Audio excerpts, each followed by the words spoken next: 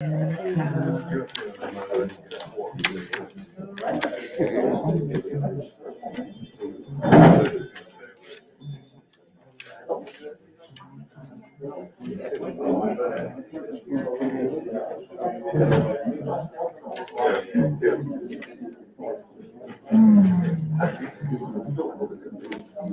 are you today, Miss Trish?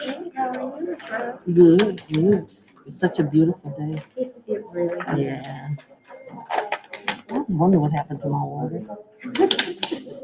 I said, oh, glad I left it somewhere. Let me ask you this: are we live streaming now? If people want to zoom in? So people, anyone who wants to sign in can sign in? No, ma'am, we're live streaming to YouTube.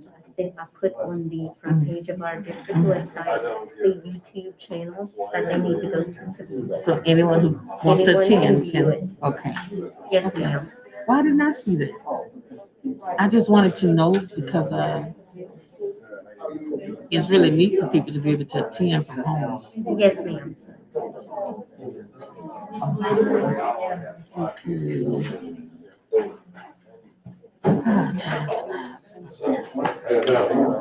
Good, good. How we doing? What'd you say? There's the boss.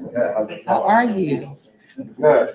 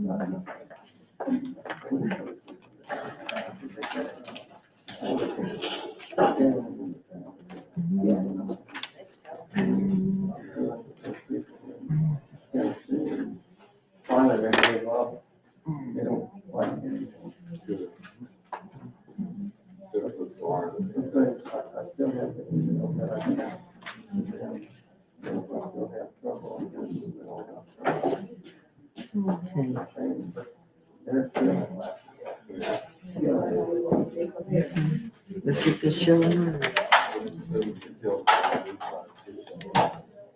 I don't see the advertising.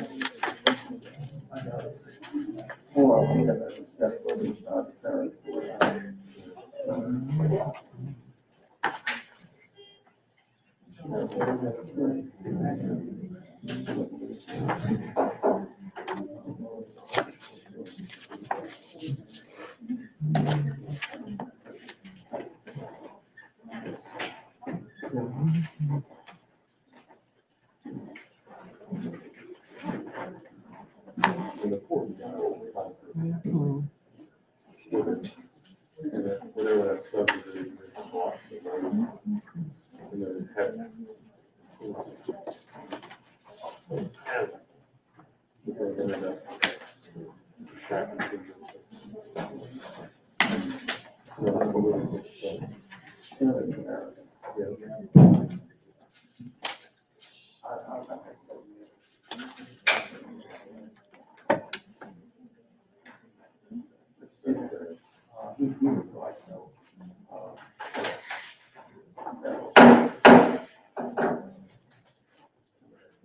The St. Andrew Parish regular school board meeting is now called to order. Roll call. Mrs. Stanberry. Mrs. Haynes. Mr. Amber. Mr. Casimir. Mrs. Rose. Here. Mr. Carroll. Mr. Boudreaux. Mr. Boss. Here. Mr. Langley. Mr. Guillory. Here. Mr. Hayes. Mr. Donato. Mrs. Sykes. Here. Stanberry here.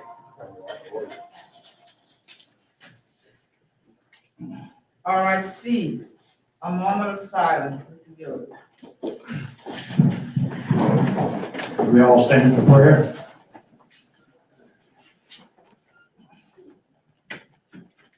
Dear Heavenly Father, we just want to give you thanks today and praise your name. For you are the essence of our life. And Father God, you love us so much that you created us in the image and likeness of your Son, Jesus Christ. And so let us all hold on to those common threads that unite us as we deal with the issues of this board. And we just want to honor our teachers tonight. Oh, Father, we just speak a blessing into their lives for all that they do for our school system. And we pray that you would, that your mercy and your grace and your compassion would light up in their lives for all those who are dedicating their life to public education. In Jesus' name, amen. Amen. Pledge allegiance to the To the flag flag of the United States of America and to the republic for which it stands, one nation, under God, indivisible, with liberty and justice for all.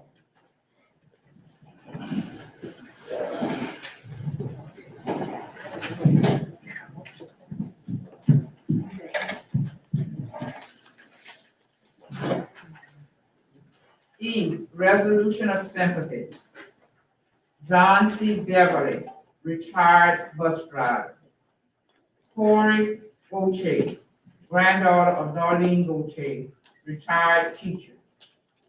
Rosalie Ledette, wife of Wilbert Ledette, retired principal.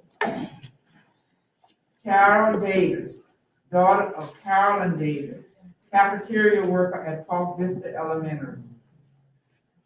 Melton James Jr., father of Nicole Manuel, professional school counselor at Northwest High School. Hazel Collins, mother of Christine Collins, sped para at Lawtell Elementary.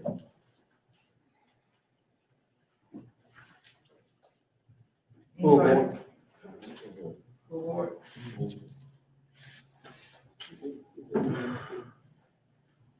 All right, F, board president comment.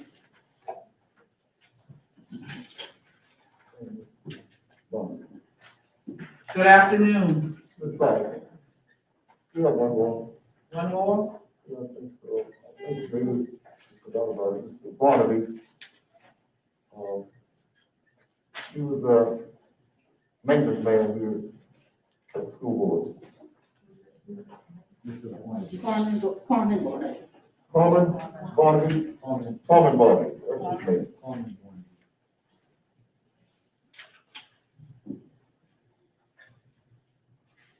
That's his name.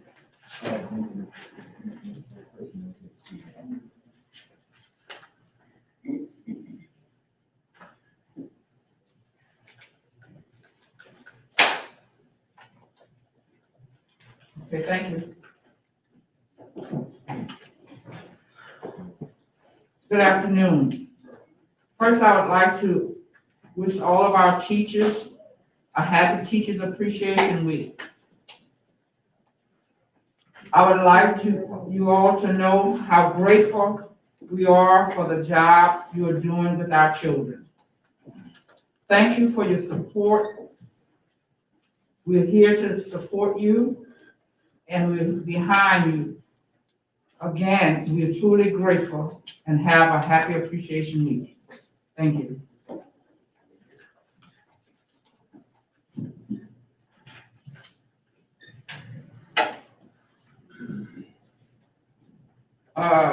G, presentation and recognitions.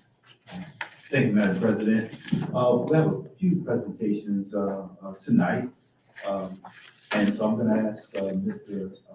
Robinson to help me with these presentations today, and also Ms. Brown will also be helping with a few presentations as well. But we'll start off with the sports recognition before Mr. Robinson gets started. Just, you know, we have some of the awards that we've gotten over the years.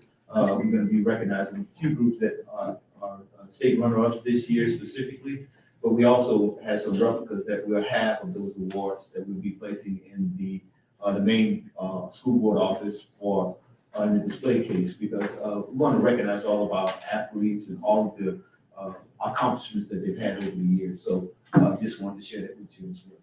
Mr. Robinson. Thank you, Superintendent Jenkins, Madam President, members of the board, everyone in the audience.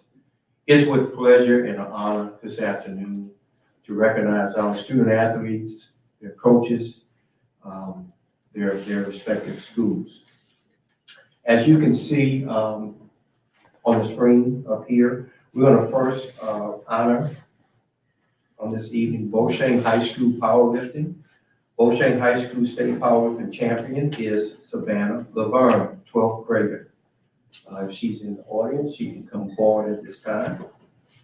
As well as Beauchesne powerlifter third place finisher in state, Zoe Broussard, 11th grader.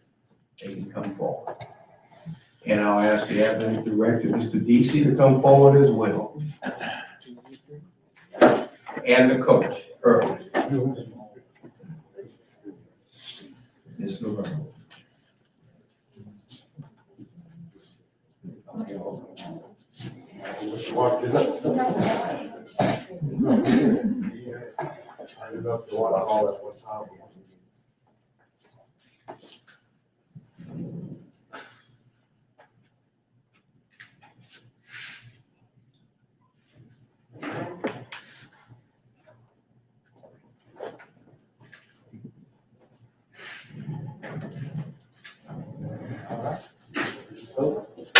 You want to say anything? You want to do all of that? Mr. Byrne, do you want to say anything? Yeah, let's do it. Please, Mr. Byrne. So she's at her junior ring ceremony. I will bring it. Thank you. I've been able to coach Savannah's my daughter, and so I've got to coach her as well as the other powerlifters at Beauchesne for the past 3 years. And it has been a joy to work with all of the kids that are there. They work so very hard, and to finally have our 2 girls make the podium this year when they didn't get to go last year, it was just a very special treat. They worked very hard after state was taken away last year. So I'm super proud of the girls as well as the boys team. They did great as well with them. Thank you all for recognizing.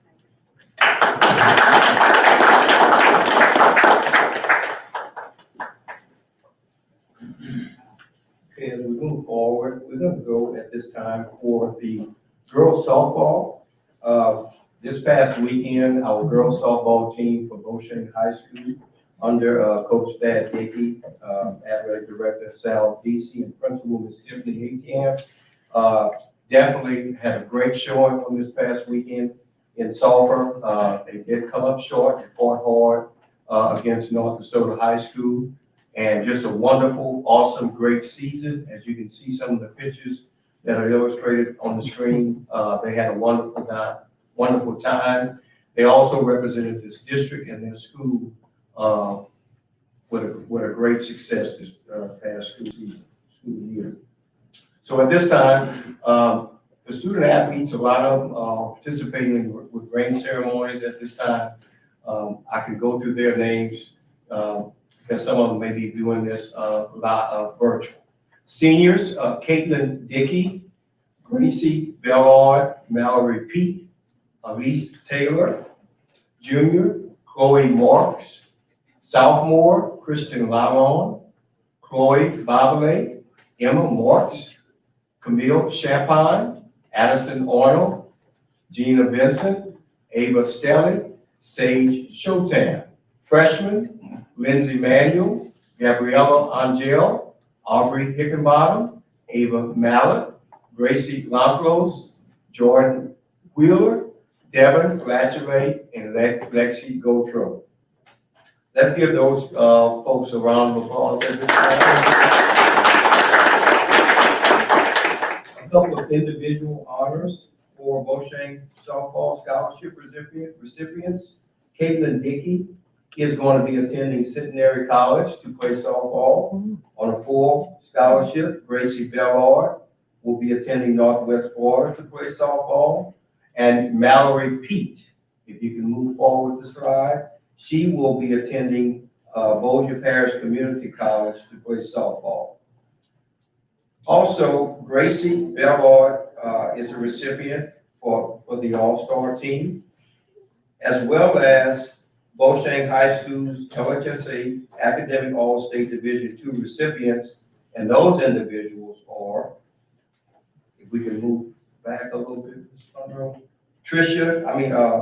Bryson Noel, Brianna Knott, okay, Brianna Mayon, and Reagan Thomas. Those individuals are LHSA Academic All-State Division II for Beauchesne High School for soccer under Coach Chad Vidrine. You can move forward. Louisiana Soccer Coaches 2021 Boys All-State Soccer Team, Beauchesne High School. Devin Ozan, number 10, junior. He's a forward. He's first team All-State. St. Andrew Parish MVP. All-Metro Acadiana, first team All-District. Devin Duke, okay, moving pretty quick. Louisiana Soccer Coaches 2021 Girls All-State Soccer Team, Beauchesne High School. Emma Dupree, number 10, Southermore forward, first team All-State. St. Andrew Parish MVP, first team All-District. Louisiana Soccer Coaches 2021 Boys All-State Soccer Team, Beauchesne High School. Trey Whaley, number 7, junior forward, second team All-State, St. Andrew Parish offense, first team All-District.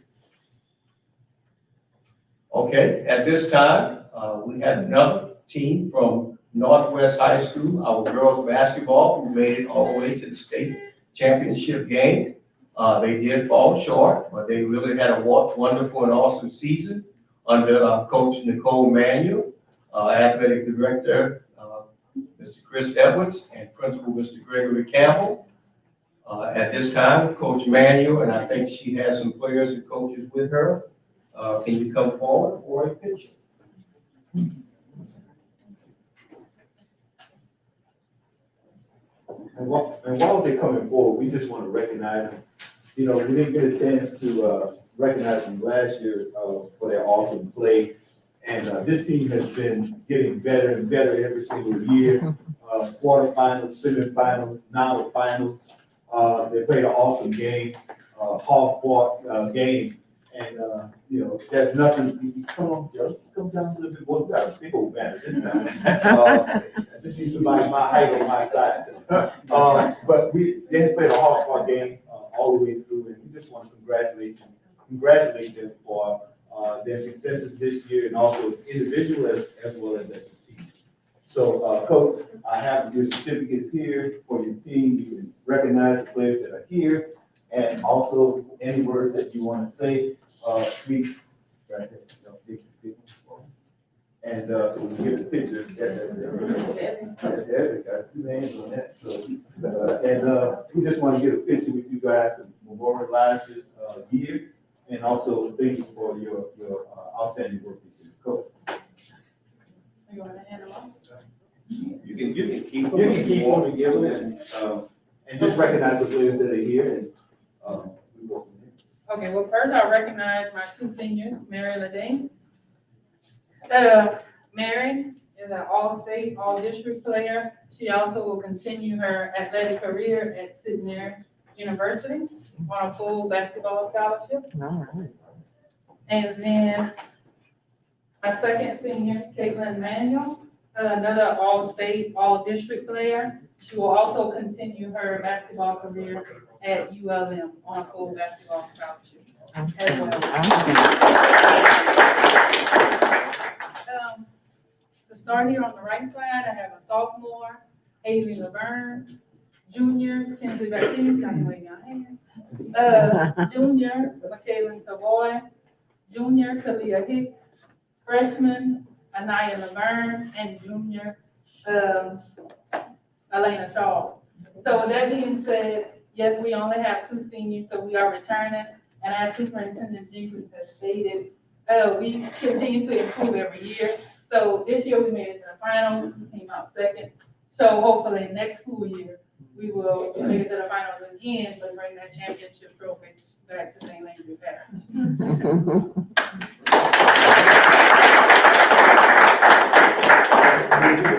With seniors, since y'all have this y'all last, anything y'all want to say, seniors, anything you want to add? I know they will take home to win next season, so I'm ready to look forward to that. All right.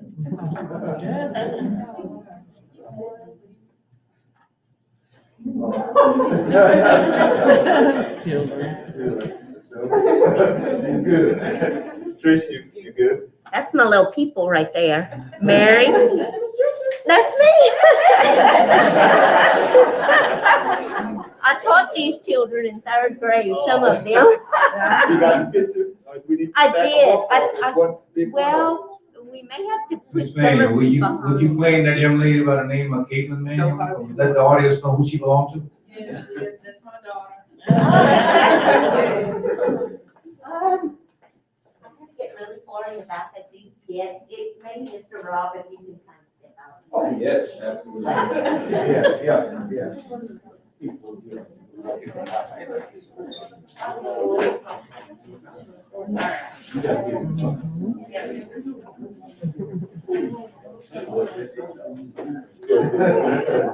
Guys, let me know when you're ready. Maybe look in here. In the back.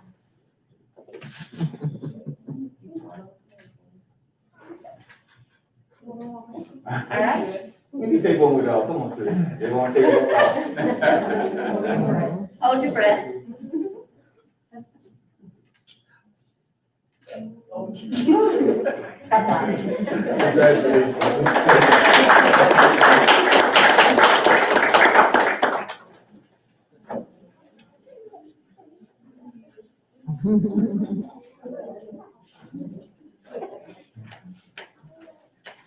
Madam President, members of the board, Superintendent Jenkins, everyone in the audience, I just want to conclude, our superintendent speaks about the 3 A's a lot, and it resonates throughout the school district when we talk about athletics, arts, and academics.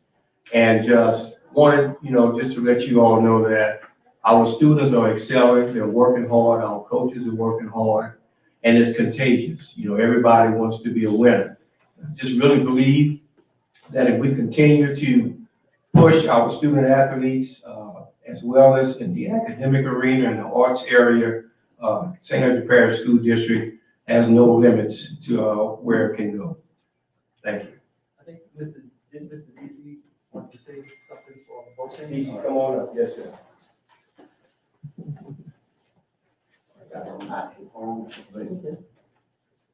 You need me to hold it? I don't want to leave it. I'll put it on the table, right? If you don't mind. Yes, sir. Ladies and gentlemen, as athletic director of Boching High School, I'm honored that we are able to present these trophies here in front of you. It is an absolute blessing to be the athletic director and be the head football coach at Boching High School. Every athletic team we had made the playoffs this year with the exception of football.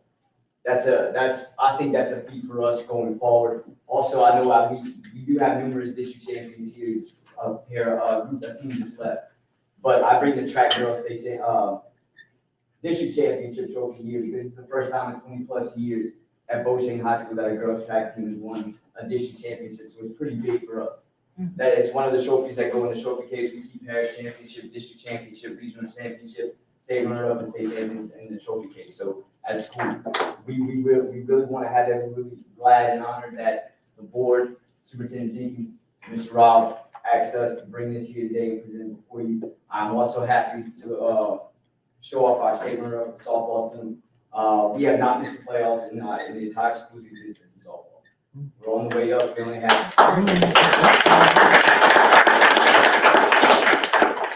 We are very excited. You saw we only had 4 seniors and 1 junior, and 3 of our 4 seniors are going to play at the next level. The future is bright for Boshane softball, and I believe they will continue their winning ways. Thank you for your time. We really appreciate it. Thank you, Ms. DC. Also, as Ms. Robinson said, we want 3 A's, the arts, athletics, as well as academics. We also want to recognize the arts. We don't always get an opportunity to recognize our arts as often as athletics.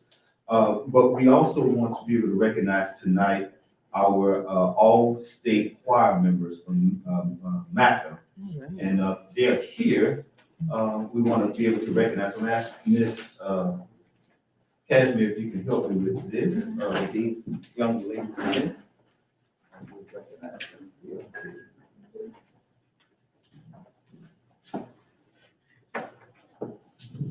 The 21-22 Louisiana Music Education Association All-State Choir, Cheyenne Donata, the All-State Mixed Choir.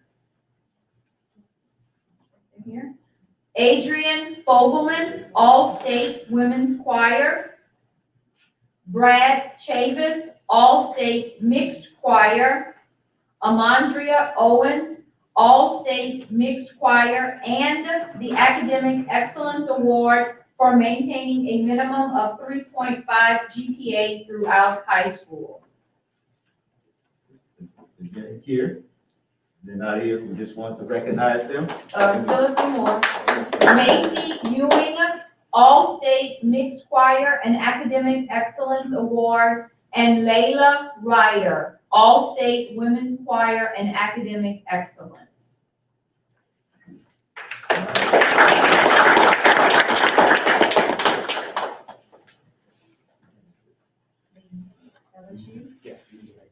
In our next presentation, we are super excited.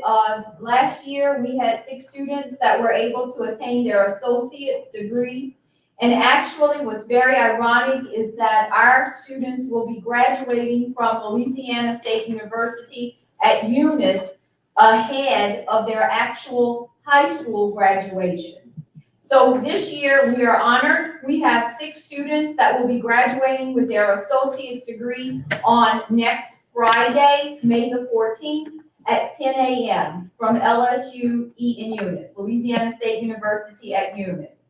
They are Anna Bielstein of Eunice High School. She will have an Associate of General Studies.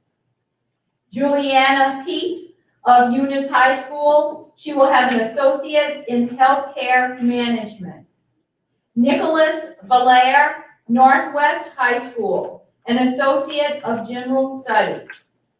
Jacob Barron, Opelousas High School, an Associate of General Studies. Hayden Miller, Opelousas High School, an Associate of General Studies. And Alana Broussard of Opelousas High School, an Associate in the Biological Sciences. So again, we are very honored to have 6 of our high school students who will have attained their college associate's degrees prior to their high school graduations. And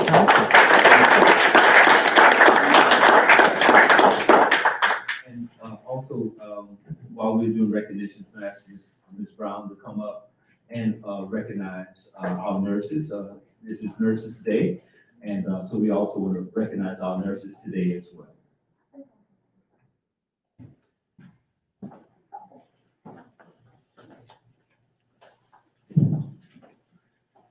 Good afternoon to Madam President, the board members, our Superintendent Jenkins, and also our members of the audience. I wanted to come to you today to read the proclamation that our Governor, John Bell Edwards, has given for School Nurse Day on May 12th.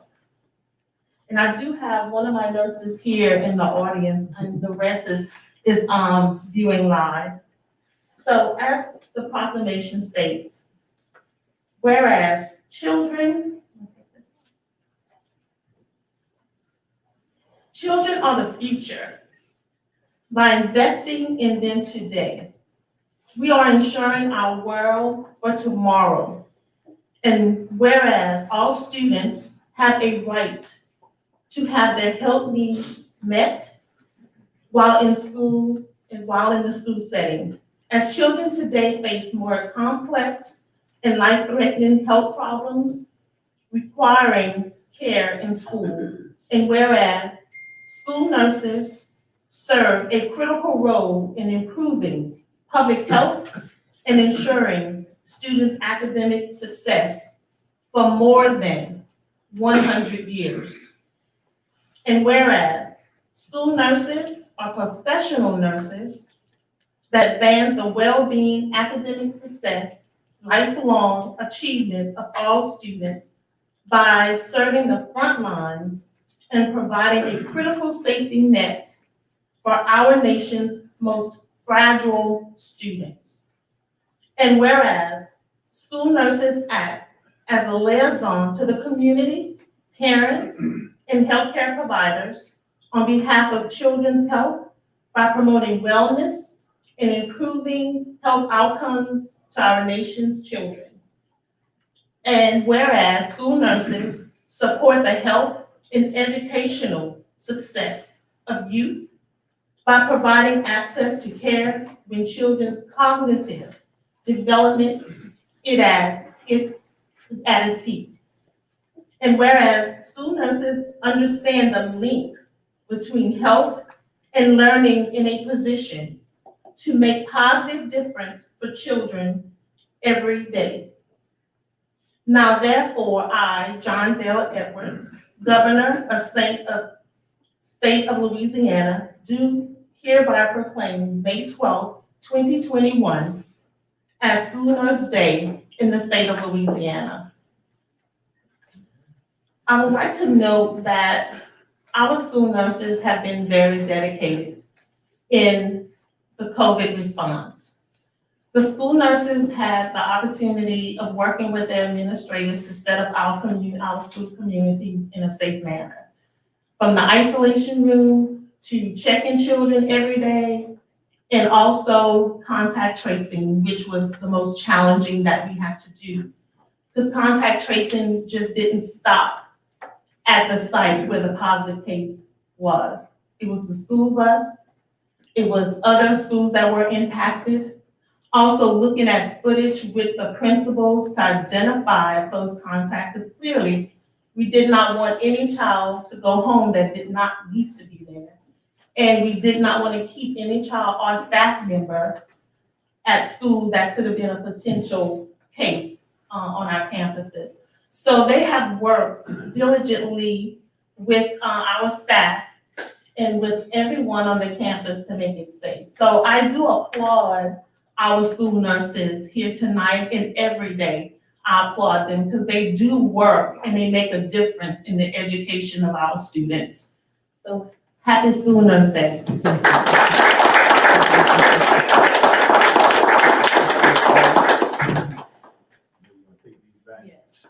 You come up and Trish, we get a picture. But we just want to recognize the ladies that are here and that's here for their hard work. As Ms. Brown said, they've been doing a tremendous amount of work this year, especially with COVID. They're working hard, whether or not COVID was here or not. However, it is especially hard this year. We've hired, I think, additional 6 nurses this year, 18 total. And so, and we're still looking to hire even more. So we just want to, say thank you for all their hard work and everything that they do to support our teachers, to support our children, our communities and families. So thank you for everything you guys do.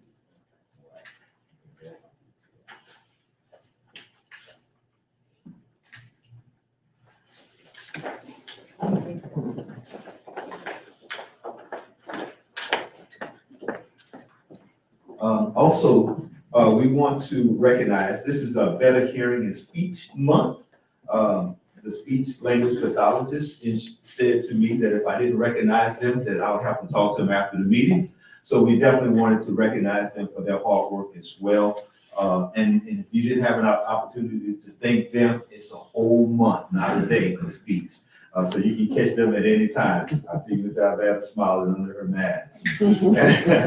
And then also this week is Teacher Appreciation Week. And we just want to thank all of our teachers for their hard work and all employees, but especially our teachers. You know, and I wrote something just so I didn't lose my train of thought. You know, I think it's fair to say that this school year has been like no other that we've had before in anyone's career. It's brought many challenges. You know, that's true when you're knocking things down. It's brought many challenges as well as opportunities for growth for both children as well as the adults. Yet we've prevailed. As a result of our perseverance, this year has been remarkable for the students due in large part to our amazing educators in St. Andrew Parish. Teachers make all the difference in the lives of our children. They are the bows from which our children as living arrows are sent forth. So we just want to say thank you to all of our educators in St. Andrew Parish for everything they did do every single day.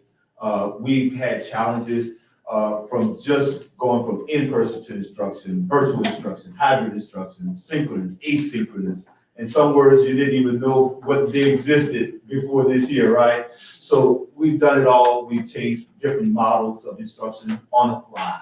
And so again, we just want to say thank you to all of our educators in St. Andrew Parish. And we have a resolution that we'll read as well. And it reads as follows. Resolution to acknowledge Teacher Appreciation Week. Whereas children are precious and represent the future of our state, by investing in them today, we're ensuring a brighter tomorrow. And whereas talented teachers across the state work to unlock students' potential and empower them with the knowledge and necessary skills to become successful and engaging citizens.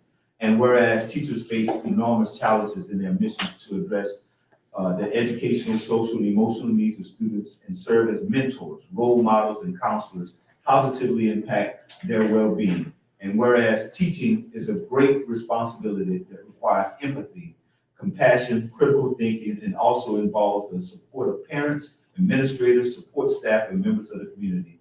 And whereas teachers spend countless hours preparing lessons, evaluating progress, counseling students, attending after-hour school and community events to provide quality experiences for students. And whereas this week is dedicated to recognize and acknowledge the positive impact teachers have on the lives of our children, and to thank them for unyielding commitment, hard work, and effort.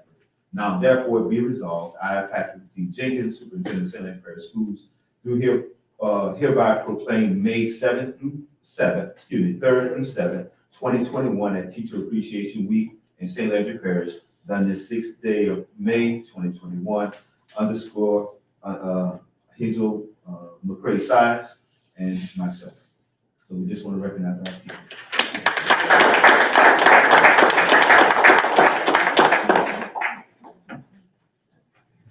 And also, I'll just go into my remarks, Ms. Sides, I'll just continue into that part. We, as Mrs. Cashmere indicated, we have 6 students that are graduating from LSUE. And that's a great accomplishment. We have 2 from Eunice, 1 from Northwest, and 3 from Optimus High School.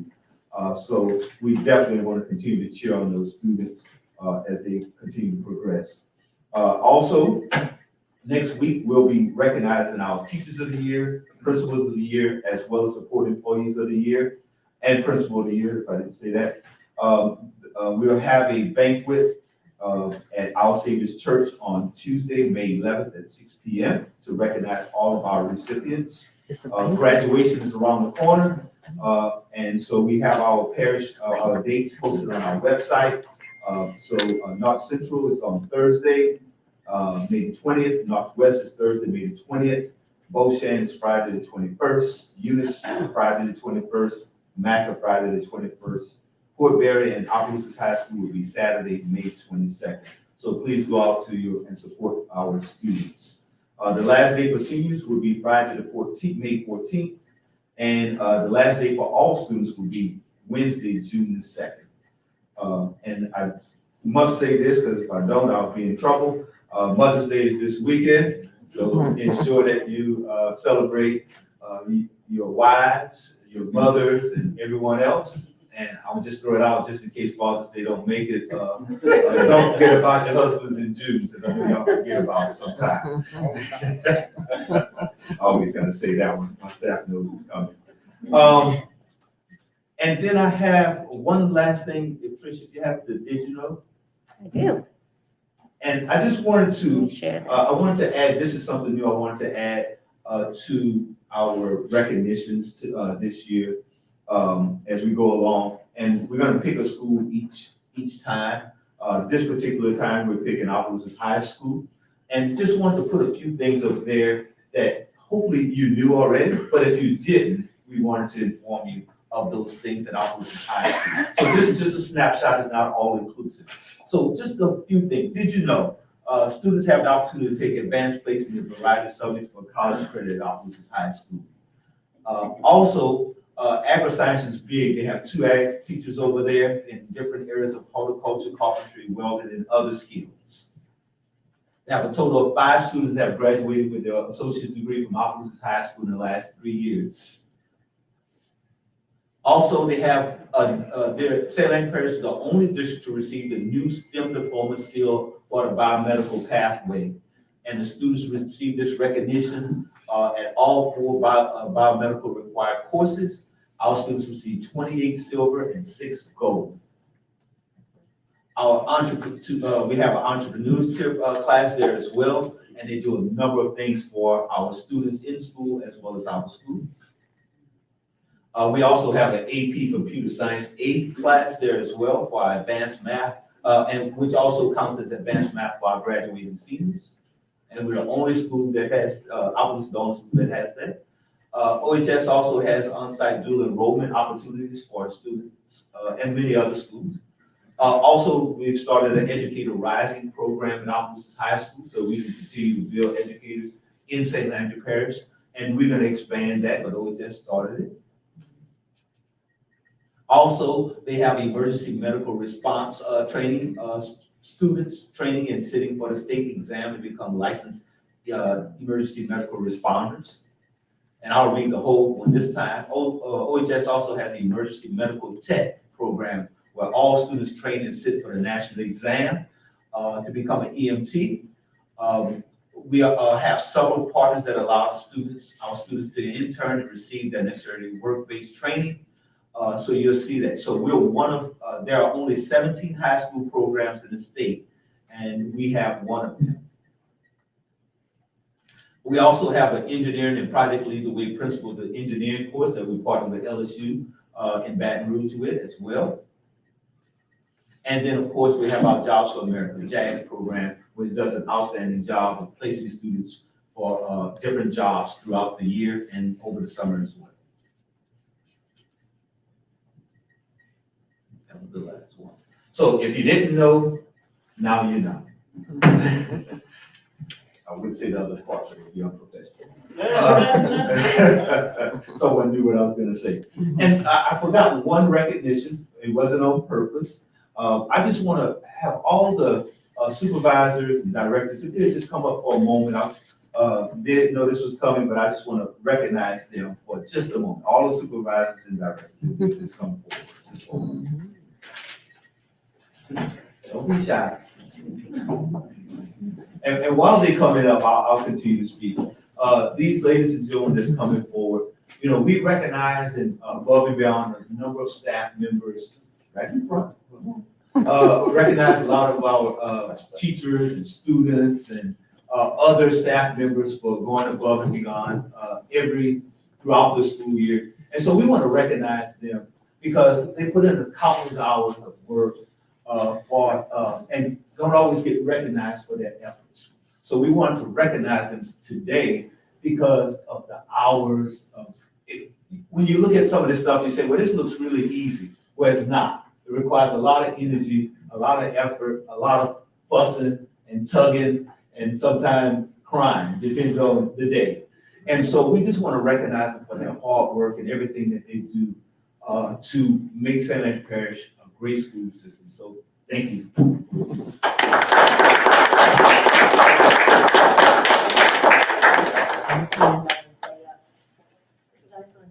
Get the way back to the room.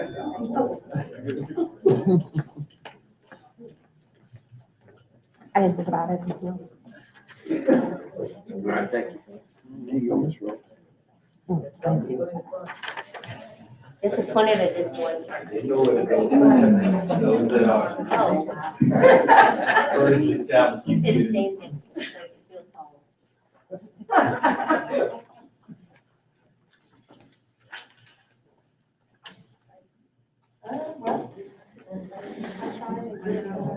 Back it up. Now stack it up a little bit, you gotta help a little. Don't fall. Don't fall. One. Maybe one more. It'd be nice to get one without the mask. This includes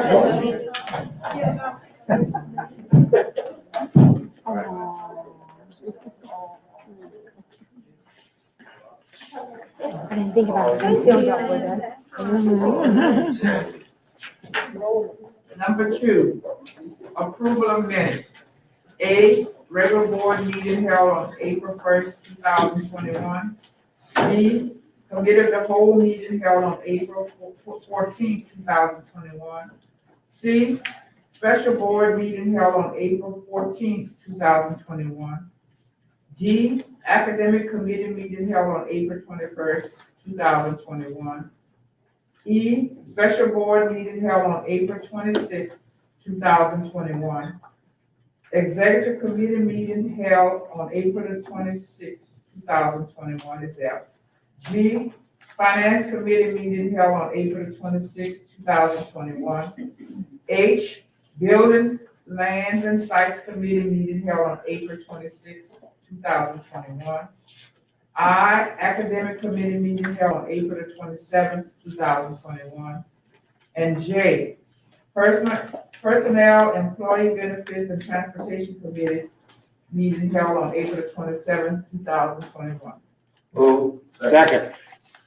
Moved by Mr. Ambrose and second by Mr. Boudreaux and Mr. Boss. All in favor, let it be known by saying aye. Aye. Any opposition? Ayes have it. All right, number 3, executive committee recommendation.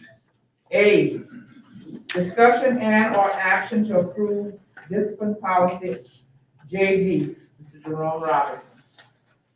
Good afternoon again. Madam President, members of the board, Superintendent Jenkins, everyone in the audience. Bringing these policies before you this afternoon. We can go with them one at a time for full board approval. File JD discipline policy. Moved by Mr. Ambrose and second by Mr. Casimir. All in favor, let it be known by saying aye. Aye. Any opposition? Ayes have it. All right, B, discussion or action to approve supervision policy JDD. Okay, suspension policy JDD, bring this before the full board for asking for full board approval on this particular policy. File JDD suspension policy. Second. By Mr. Sandberg and second by Second. Mr. Boss. All in favor, let it know. Aye. Aye. Any opposition? Ayes have it. All right, C, discussion or action to approve expulsion policy JDE. Again, Madam President, bringing this before you all. It's time for full board approval. Expulsion policy file JDE. Move. Moved by Mr. Ambrose. Second. Second by Mr. Boss. All in favor? Let me- Any opposition? All right, D, discussion or action to approve retirement policy GBQ. Bringing it before you all, once again, file GBQ, retirement policy for full board approval. Moved by Mr. Hayes. Second. second by Mr. Ambrose. All in favor? Any opposition? All right, E, discussion or action to approve the 2021-2022 student handbook. We have, I move.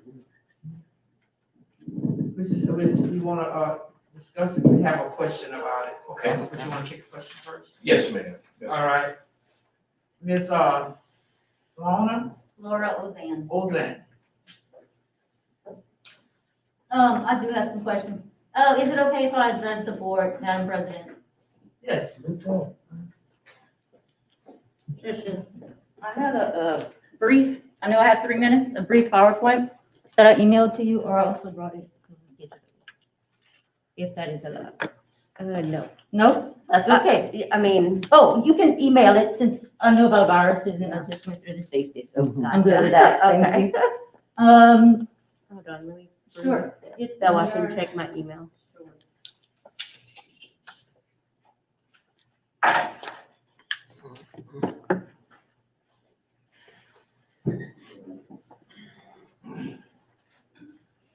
So while Ms. Tricia's putting up the PowerPoint that I created, I would like to say good evening, Superintendent Jenkins, school board members, and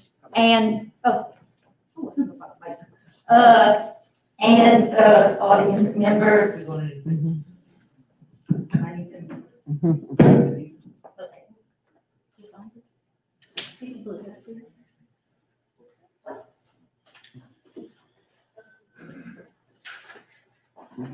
So I'm addressing the board today as a concerned parent, educator, and continuing learner. It's been a while since I've been up here, but I do have some concerns about the dress code policy. Give me a minute. Sure.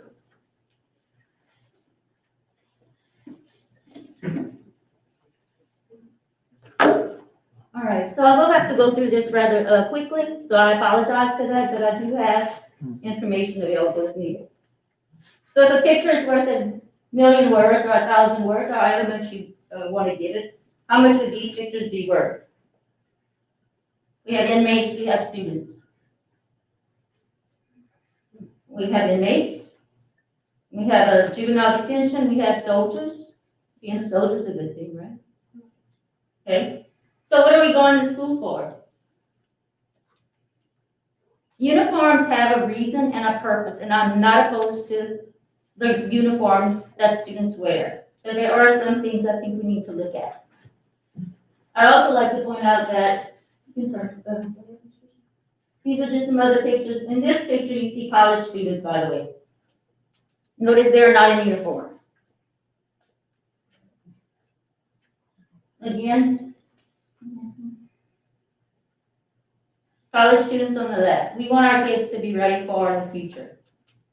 An option would be the military or services, which is very, very noble, and that would be very appropriate. We are creating those students, those citizens. However, we are also creating other types of citizens that you saw.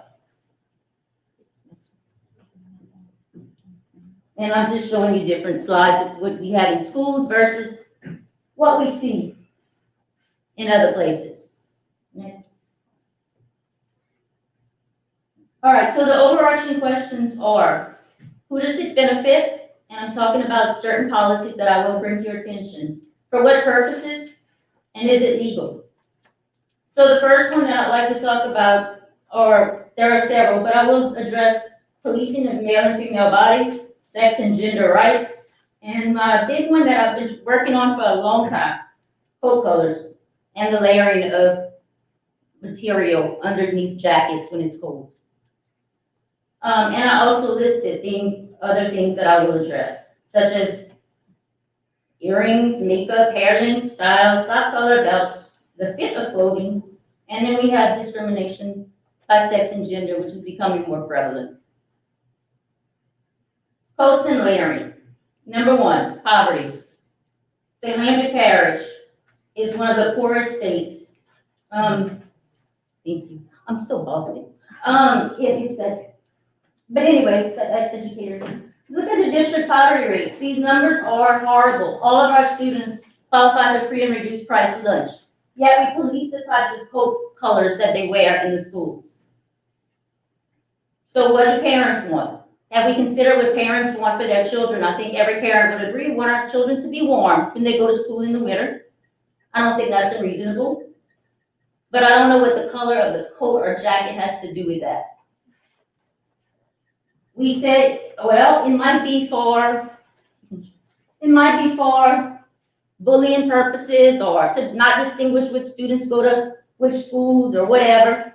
I think we all know that when we see plaid, it's for a certain particular type of school with a certain particular maybe income or status or whatever. So that's not fooling anybody. That reason, no. The next slide. We said maybe it's because of the school shootings and that this might be a problem.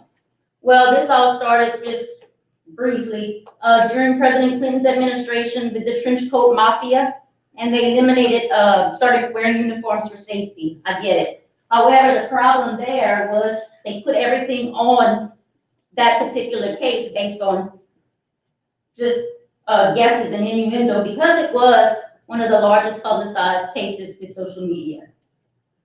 However, not all were true. So then we look at racial and gender disparities in the dress code. And we need to look at new approaches. So we have policing of bodies. And I'll show you a picture of what I mean by policing of bodies. But the solution is to educate and not to discriminate. Other misconceptions caused by media. And sure, I am all for not wearing a trench coat to school. I think there should be a link. However, the color, and again, I just don't see the purpose. I'll need to rush. All right, so anyway, bullying is not the cause of school shootings. There's your research cited. Male and female bodies, morals and religion. Why are we preaching morals and religion? This is what I mean by policing the body. I'll just go through it real quick, if you don't mind. Yeah. And I have tons of evidence in this. This is what I'm talking about. This is what we want, this is what we see, and yet we might send that child home based on her body type or the way the clothing fit. That's unacceptable. If there's a problem, it's with the males, maybe over, we worry about their reactions, then we need to educate the males, not penalize the females. Transgender rights, people, we need to wake up and look at separation of church and state, Title IX, moral and religious beliefs, sexism, and discrimination. We cannot keep having policies that tell us our students cannot wear, males cannot wear dresses, females cannot wear pants or suits to formal events. A male should be able to wear a dress, makeup. If we let a female wear earrings, a male should be able to wear earrings. You don't realize how many students we are hurting. And I'm not speaking about my own child. I'm speaking about other children because they're important to me as well. All right, so these are some laws you need to look at. These are just some different notes. That one, number 4, assistance for economically disadvantaged students. We have coats for kids. Stop worrying about the color and let them be warm, let parents dress them. You have recommendations here. Give our kids and our families credit, our parents credit. We can dress our children with their under attire. So there's laws to protect these children. Please read them because we don't want any legal problems or challenges. And we also want to look at the suicide rate. If you're wondering about transgender youth, just to sum it up, transgender youth are at a latest survey 50%, most said there was a 50% thought that they wanted to commit suicide. That was the latest survey on transgender youth under 18 in the school system. Because they don't have support. That is their safe place. And we are not making it safe. Again, let's prepare children for the future. Let's teach them appropriate dress. We need to look at those coat colors. We need to look at the layering. Any color undershirt is not distractive. A man or a male student wearing earrings or a dress, We need to educate children and look at biology and science and not just our moral and religious beliefs. And yes, I am a Christian. However, I'm pro-children. And if you have any questions, I do have several cases and laws that you can look at, but I do want you to please look at that. If pregnant students can wear their shirts untucked, I don't see a problem with letting students wear them untucked and or needing a belt unless their pants are sagging. Send them to the office and get a belt, get rope, I don't care. But we need to look at why are we doing this? And is it just because we want it or we like it? People, I just think we need to look at our kids and look at our parents and what they can afford and look at what's best for our children. I'm a college student right now, I'm an old college student. But I would get home probably if it were jean day because I have a snag in my jeans and I purposely wore them. No rips. I'm sorry, but that has nothing to do with my education or what I'm doing here today. So please consider it and look at the social and emotional needs of our children, not our own ones. Thank you. Sorry about the time.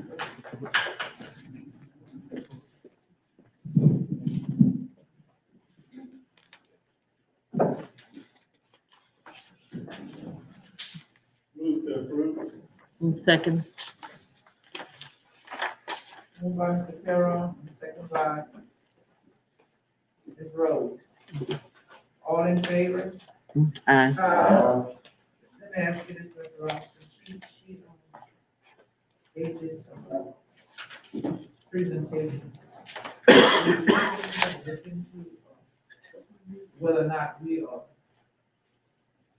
following the strictest guideline as far as and not breaking any laws. Yes, ma'am. Okay. Okay. Yes, yes, ma'am. Thank you. Okay. All right. F, request for authority to approve resolution appointing conflict counsel in the lawsuit entitled G.J. versus St. Andrew Parish School Board. Mr. Jenkins? Mr. John? Good afternoon, Madam President, board members, staff, members of the audience. That item is actually listed on the agenda twice, and so let's just skip it, and it'll be the last agenda item. Okay.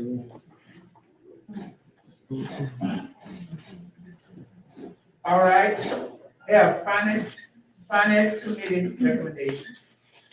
A, discussion and or action to request permission to advertise for and accept lowest bids in the following categories: milk and milk products, bread and bakery products, paper and cleaning products, small equipment, pest control, grease trap, sludge.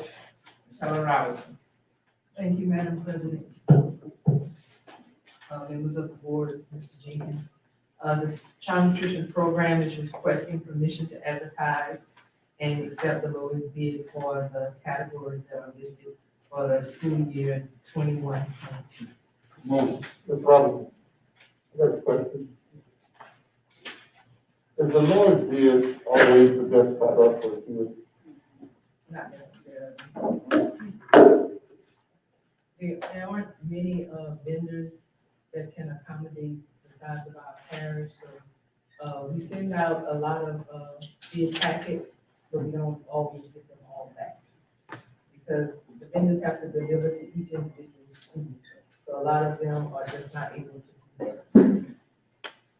So it's kind of limited in who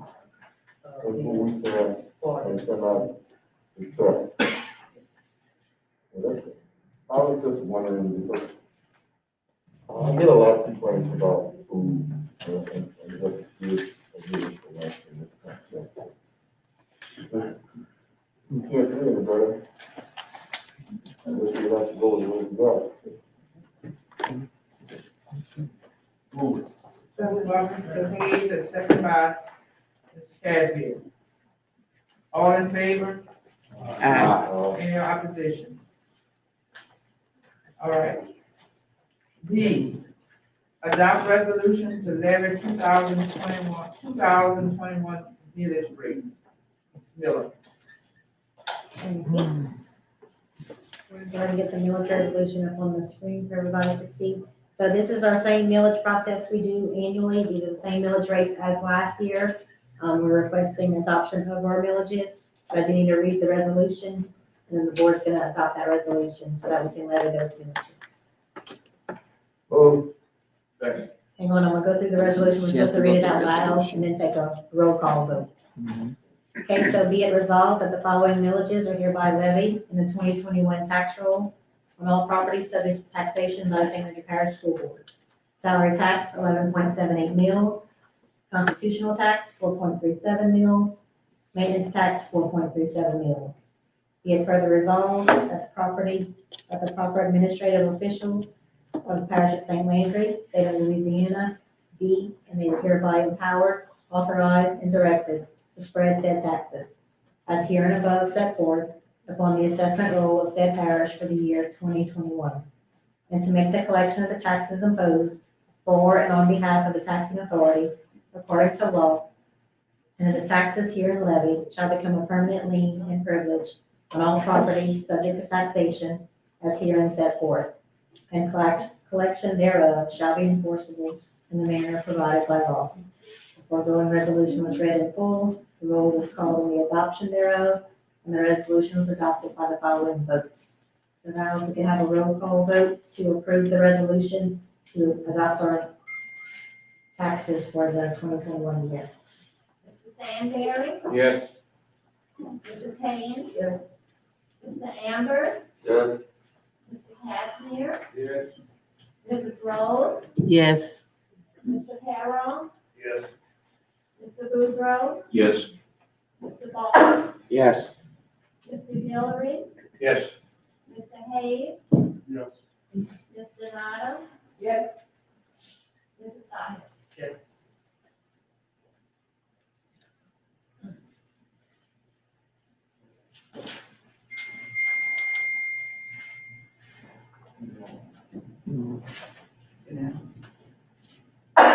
C, discussion or action to approve a stipend in amount of $1,000 for all employees pending Louisiana Department of Education approval of ESSA 2 and ESSA 3 funds. I know this trust. Yeah, hold on. You have to read. We have a Madam President. I move, oh, no, we have a couple of people just public comments. They can comment as long as they do it before you vote. I was just moving it. You can still have. Ms. Willis-Singleton.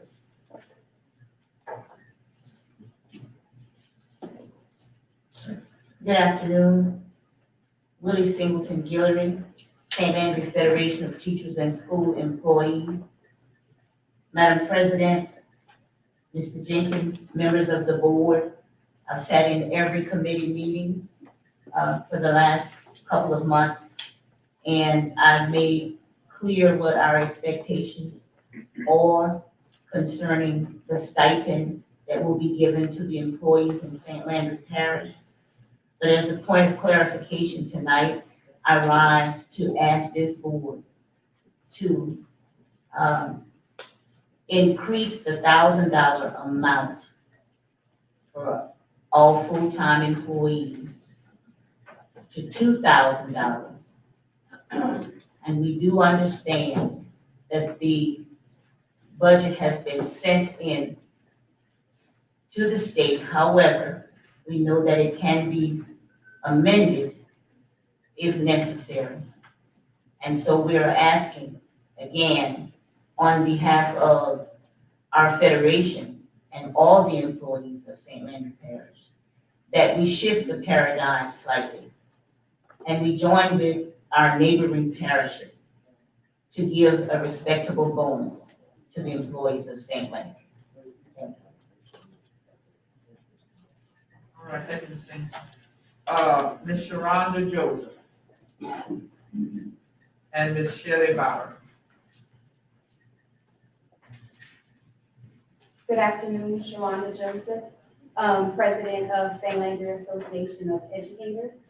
I too stand, our organization stand before you and ask the board members to consider increasing that bonus from 1,000 to 2,000 for the educators in the district.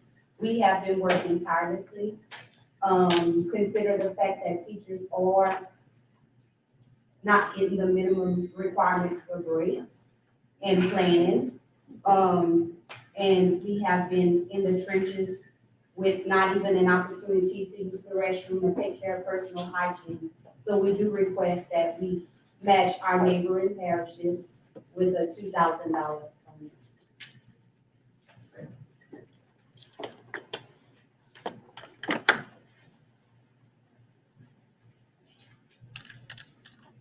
So, Ms. Rose? is there any reason why we cannot increase? I noticed that Lafayette, I think, gave 3,000 and 2,000 or something like that. The neighboring parishes are giving more than 1,000. And I'm trying to understand, is it in the budget to give them 1,000 more than once, or 1,000 once?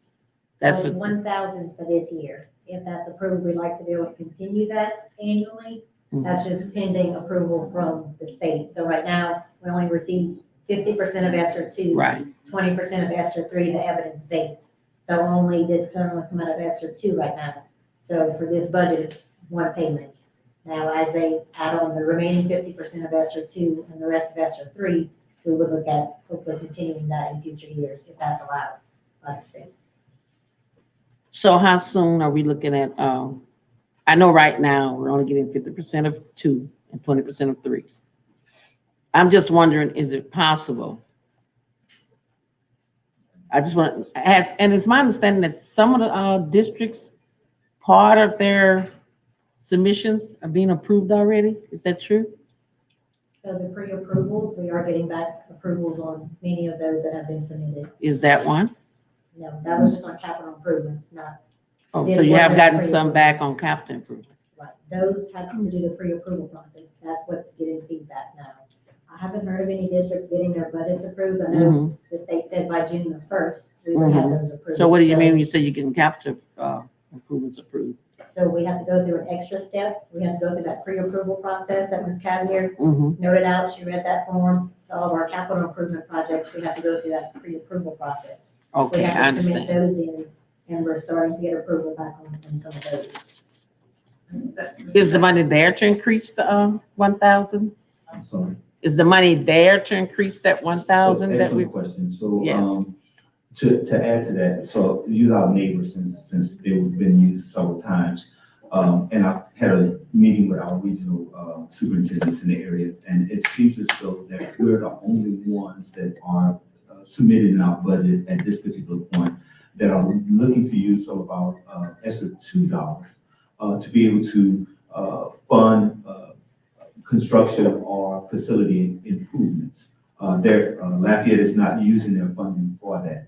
So in ESSER 2, you can only use the stipends for out of that particular pot of money, as well as the facility improvements out of that pot of money if approved by LDOE. So with them not utilizing those funds for capital improvements, it gives them a little bit more leverage in order to be able to use those dollars differently.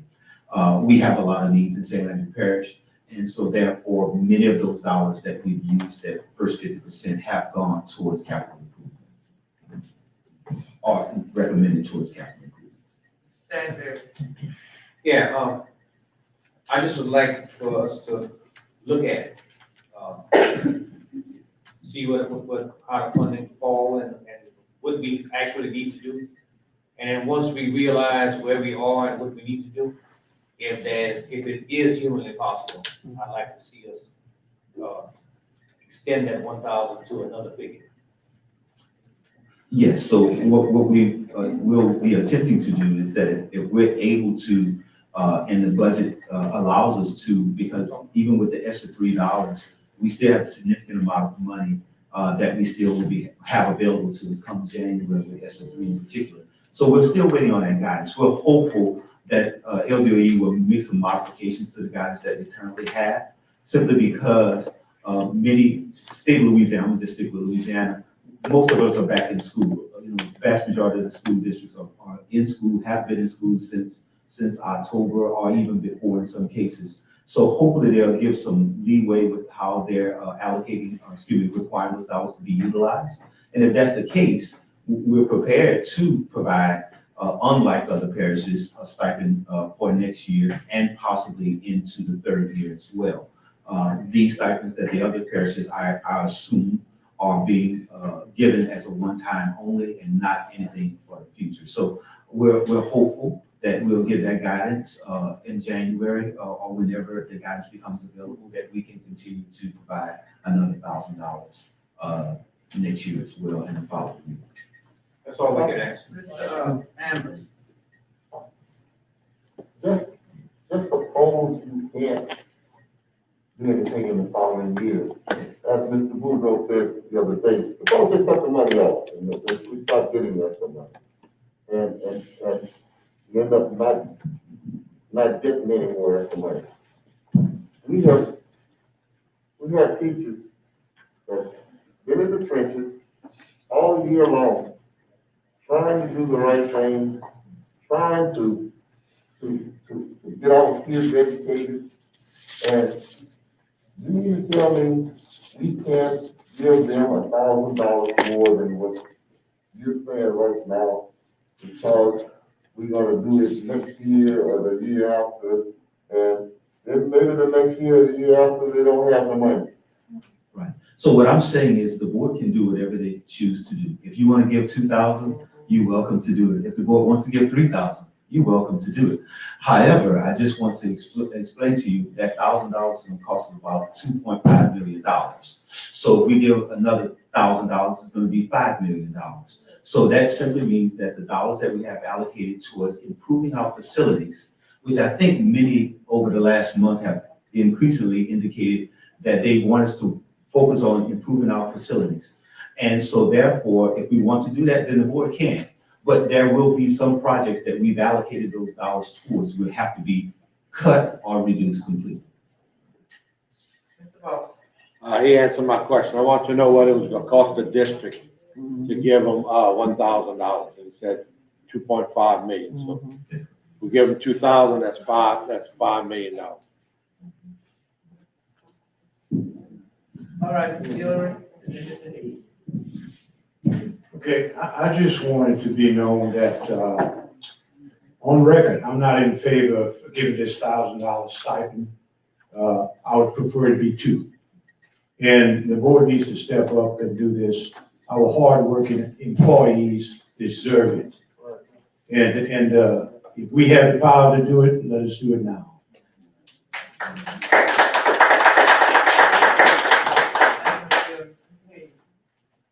I'm going to take a contrarian position on this. Already, our board invests over 80% in salary. Now, another 2.5 million as a bonus. I'm sure it's popular to advocate for that, but at the same time, it behooves us to look for something more lasting, more substantial for the benefit of our students going forward. This money will not be seen again. And already, we have added on to what was and what will be a Christmas bonus. So together, those two sums of money represent, I think, at least a recognition of the sacrifice that many of our teachers and workers have have already put forward. However, as Mr. Jenkins said, we should say 3,000 or 4,000. And still perhaps not really appreciate those teachers and workers, but as a portion of our budget, I think we need to look towards some other areas of dire need that need to be addressed now for the future. Ms. Rose. I just want to go on record as saying that if we can only give 1,000 now, that we continue to be vigilant about watching to make sure that we can. I know we already said that we're on track to giving another 1,000 for Christmas with the ECBF fund. So we just want to be diligent about whenever there's an opportunity during these next 3 years that we can give stipends to our employees. Because I know systems that give stipends 2 or 3 times a year. So every time we have the opportunity, we can give a stipend. Because I really do think we do need the capital improvement projects. Our facilities are in horrible shape, as long as we do it equitably. As long as we do it equitably in each zone, as we said we were going to do, because our facilities do need, and I do agree with you about being cautious about taking away from the capital improvement projects. I just want to go on record as saying, every time we can, we need to look at giving our employees as much as we can. Thank you. Okay, I just want to say on what Ms. Rose just said there about the schools.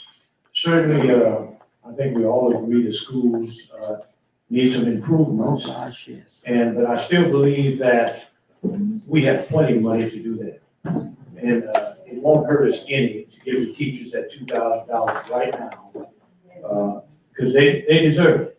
Our pay scale, we spoke about it at the last committee meeting, was way behind all our surrounding parishes. If they can figure out how to do this better than us, we need to step up to the plate and do what's right. And hit this home run for our teachers and all our employees. Thank you. I'd like to be on the list. Yes, we have a budget that's more or less in place. And in order for modification to take place, I assume that you allow the superintendent to study and come back to us. And I was looking at trying to not offset so great what you have in place. I looked at it as being something that was palatable, and possibly a 500 could be found if we look at it very closely and come back to us. What would be the cuts? Because just a drastic 2.5 million, maybe we could come back and look at something so we could meet our employees at least halfway. I think that's possible.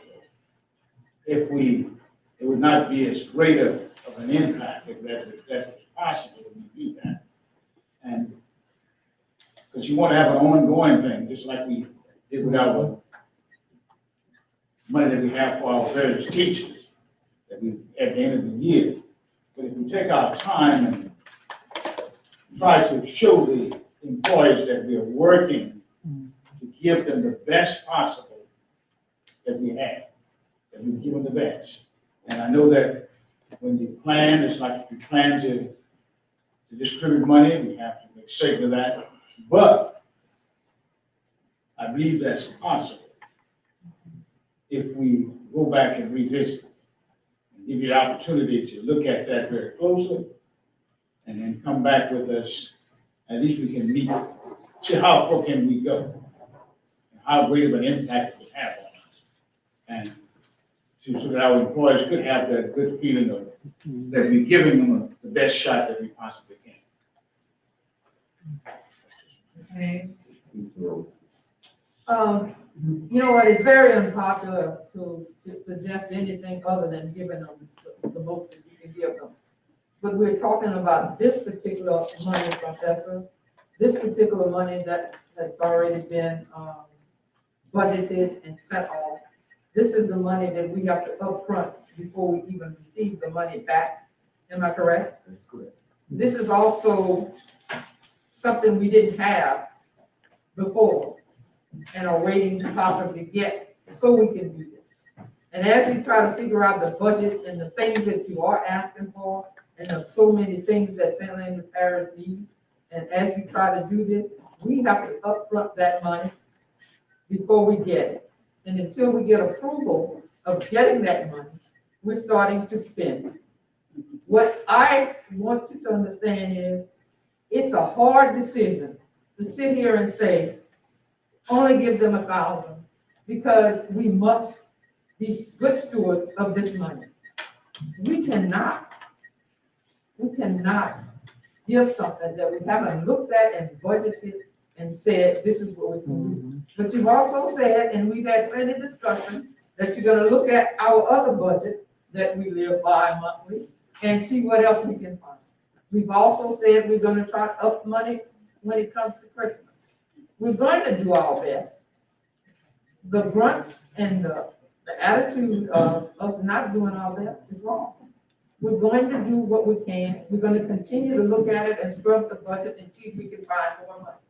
But what we have now, with the ESSER funds and the budget we've set in and said that this is what we're going to do, this is where we are now. I tried to move it because we've had to discuss it. We can't keep going around the table saying we want to do more and we don't have more to do. You have a staff that you hired to take care of and look at this. Let's do what we can now and continue to do what we can as we go through. Mr. Perron. Thank you. I think everyone in here would like to see us able to give more money to our employees and deserving of it. However, 2.5 million is a lot of money to have to redo the budget and cut projects that we've already talked about and approved. So I'd like to see these documents continue in the next year or two, as Mr. Jenkins said. And I think this board should go with the recommendation of our superintendent and our financial director as it's set forth in this proposal. Thank you. I just want to say one thing. Mr. Amber. Come on, man. I would like to say that why are we losing teachers to parish surrounding us? Yes. You know, we're losing teachers to parish surrounding us because we are not paying enough. And if our pay scale was up to par where we were paying what everybody else is paying, I understand that our tax base is not what surrounding parishes are. But when you do have something that you can accomplish something with for your employees, why not do it? I think that's my thinking. Now, I can't spend money from the school board by myself. I'm only one vote. I'm only one person. So whatever this board says, I have to go with it. The majority of this board.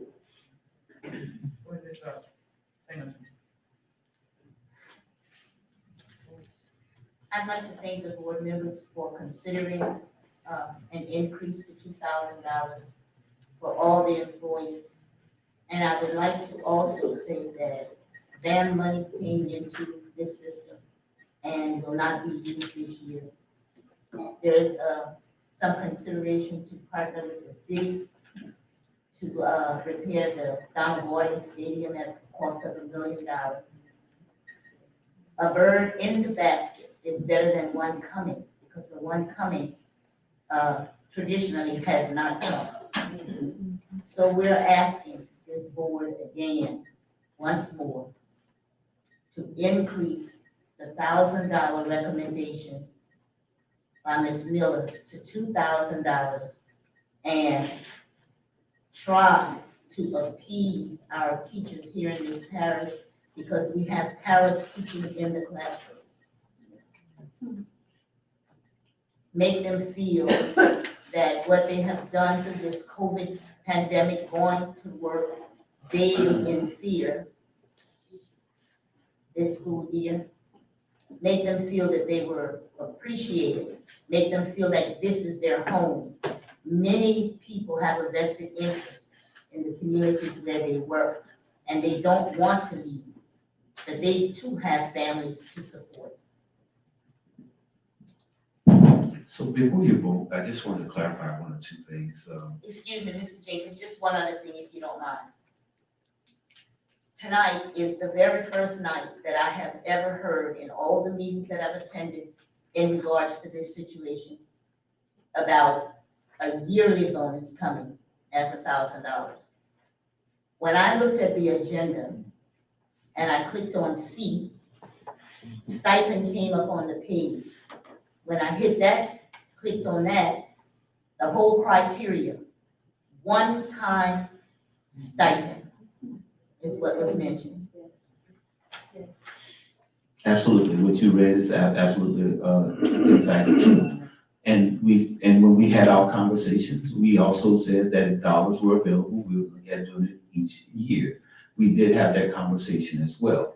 The second part, just for clarification, with regards to the track, yes, we did talk to the board the possibility of looking at a track and football field at a cost of $1 million, partnering with the downtown development district. However, that $1 million would be spread out over the course of 8 years. So that would not be a one-time payment if the board would agree to that. At this particular point, that's a conversation that to be had at a later time during this course of this meeting.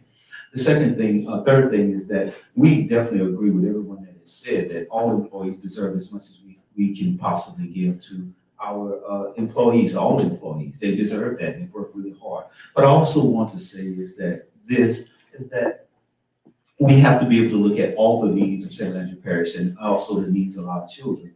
We want to remind everyone that these COVID dollars are not just, the primary use of the COVID dollars was primarily not for stipends for our adults. These were needs to fix facilities so that we can improve the quality of our facilities so that we could have more distancing, so that we can social distancing, provide appropriate materials that we had to improve our air quality in our schools. And that's why that first set of dollars that we had in ESSER 2 specifically, that's why we wanted to be able to do those things. We did petition through the state, and the state petitioned through U.S. Department of Education to be able to look at the flexibility to be able to give stipends to support our employees that have been working all year long. And many districts, most districts are giving $1,000, just for clarity. Lafayette is giving $2,000, but most districts are not giving $2,000. However, we want to be able to, we have a lot of needs in this parish with regards to our facilities. I don't think anyone could disagree with that. We've had pictures on Facebook, we've had pictures in the board meeting, we've had pictures all over the place. And we have pictures on our webpage if you want to go look at it. It's called Building Our Futures. And so we're not hiding the pictures and the conditions of our schools. But we need these dollars specifically, as many dollars as we can get to try to improve the quality of these facilities. These are one-time dollars, and this is our opportunity to improve these facilities, not neglecting our employees. Every employee, I think, we feel that deserves more. But we do have to be able to look at what we have and to be good financial students of these dollars. So that's my recommendation. The board, again, I respect whatever decision that you're going to make. It's a very difficult decision, but I just wanted to give that point of clarification. We're talking about ESSER money, and this is money that, like a windfall coming into the parish. We can't look at the budget to see where we can get other monies that we might be able to No, compensate. All we're talking about is ESSA money. Now, ESSA money is gonna allow us to do things that we would normally have to take from our regular budget. So since we have the ESSA money, can we look at, see what we can get from our regular budget and not just taken from ESSA fund? We look like we just want to rely on ESSA funds. Could we look at the budget to see whether what we can get in order to be able to increase? We may not get to $2,000, but we can get as close as we can with other monies. And Mrs. Miller can help me with this particular answer to that, your question is that, but it's very important. We spend about $9 million per month in paying our bills, paying employees, etc. Our fund balance is approximately $17 million at this particular point, but that goes down throughout the year because we get a big chunk of it in January, February, when we pay our, when property taxes come in. So usually the first few months of the fiscal year, we have a large amount, but as the year goes along, that draws down. So we, again, keep in mind, we pay $9 million per month in order to pay our bills. But in addition to that, as Mrs. Haynes indicated, we have to be able to pay all of these expenses related to this budget in advance of it. So we have to spot these dollars first and then get reimbursed. So we need to try to keep a robust account as much as we possibly can so that we can continue to spend and be able to utilize these things. Right, that is a good point. We've been working diligently to increase that fund balance over time. As he said, our monthly payroll is in excess of $9 million, plus all the bills on top of that. So, and these grant funds, these are reimbursement grants. So that means the general fund pays the money and we request the money from the state. So that fund balance, we're gonna be dipping into to pay these bills and then to get reimbursed. And on a regular basis, the superintendent and I do take a look at the budget. We definitely do want to afford employees pay raises, stipends, whenever possible. So that's an ongoing conversation we have. When that's possible, we do it. So let me understand this. You were saying that you want to give the employees $1,000 now. And somewhere down the line, you're looking at, because this is my first time hearing that too, that you want to give them another $1,000 somewhere down the line. That's what you're saying? So when we did that needs assessment, we had listed those stipends to continue annually. So for the budget, we're budgeting for a year, right? So this year, next month, we want to pay employees that $1,000 stipend. As funds continue to come in, if they approve this, the plan is to add a stipend next year and the following year and the following year. So it's a one-time stipend. It's not an increase to their base pay. It's a stipend that we hope to continue annually as these funds allow us to do so. That's our hope. But again, it's based on what they approve in this budget. So we're going to try this first round. They approve it, then the plan is to add another $1,000 the next year and the next year. See, this is my first time hearing about, I just heard about the $1,000 one-time thing. So you all are saying when you look at the budget and if the money is there, you want to give them $1,000 next year and the next year. That's the plan. We're hoping for the 4-year period, actually, yeah. Yes.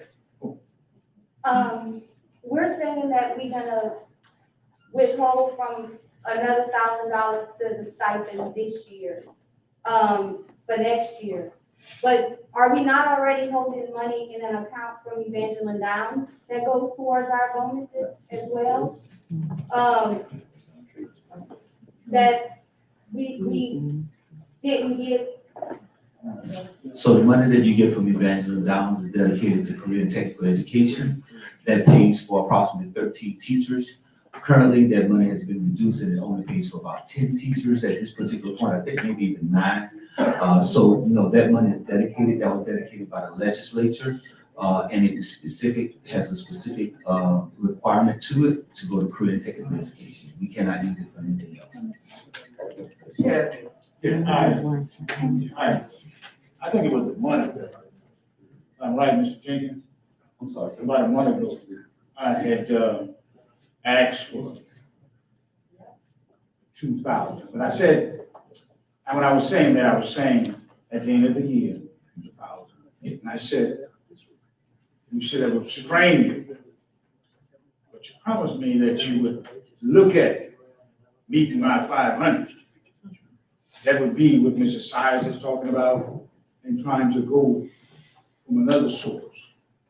And if that was possible, I think that would be a palatable thing and not changing all of your budget that you have in place, that we know we've worked toward that. We've done an outstanding job of trying to get that in place to do for our facilities and et cetera. But I think that if I was to go back and look at it, I think that I would be in order to ask for a modification and ask for $1,500. That would not necessarily, but coming 1,000 from our cash fund, and then the 500 where we decided to talk about we trying to find. And then I think we can do that. And I think that sometimes you can't meet what you want, but you can meet, we can give a good effort here of meeting that halfway point. And that would be my motion at this time, that we give the 1,000 and that we would be coming back to get that 500, that you would go back and look with Mrs. Trust. And I'm sure that would be within reason. And we are blessed that we budget for $2 million in the hole with our tax. It went above. Because the people in San Landry Parish shout what? Local. They helped us. And so now we need to take the help and help somebody else. And the help is for our employee, that 500 we're talking about. Now, when you start talking about the million, I kind of went back and looked at it again, Mr. Jenkins, and I kind of got a little leery too. But I believe I'm in order that 500 can be found. Yes, so if I remember correctly, what our conversation was is specifically related to the ECPF. And I pretty much committed to giving that extra 500. We gave $600 last year, whatever. 600 last year. We were looking at 500. And we said that when we give November, December, whatever time frame it was, we pretty much committed to being able to give $1,000 to an employee in that time frame. And I think we still can commit to that. We actually had that conversation today. So I just think that, but if we dip into it right now, then we won't, so yes, I think you can put it on the record. I think we can commit to that $1,000 come November. And so that'd be the 1,000 now, if we with this extra dollars, and then 1,000 in November timeframe or whenever we know. ECPF. I'm sorry. We're talking about a pride before after and all that comes into play. Yes, that's what I said. So we committed to that Not additional. to the end of the year, though. Well, maybe I misunderstood you then, but because. Still had the conversation.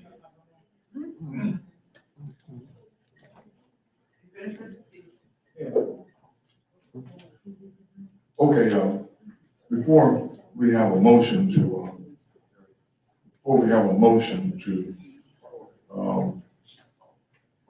raise the stipend, let me just ask the board one thing, and that is, we're talking ESSER funds, this first $40 million. We're talking ESSER funds that have been allocated. Now, where's this 2.5 going to come from? If you, let's see, that's 5 buses at $50,000 each. That might be 2 classroom buildings at $2 million each. We're going to get it from somewhere, aren't we? And if the trade-off is going to be what we already have on the table, what exactly are you, as a member, willing to substitute or to take away in order to advance funds that have already been allocated? If you're gonna switch it to teacher bonus, where is it gonna come from?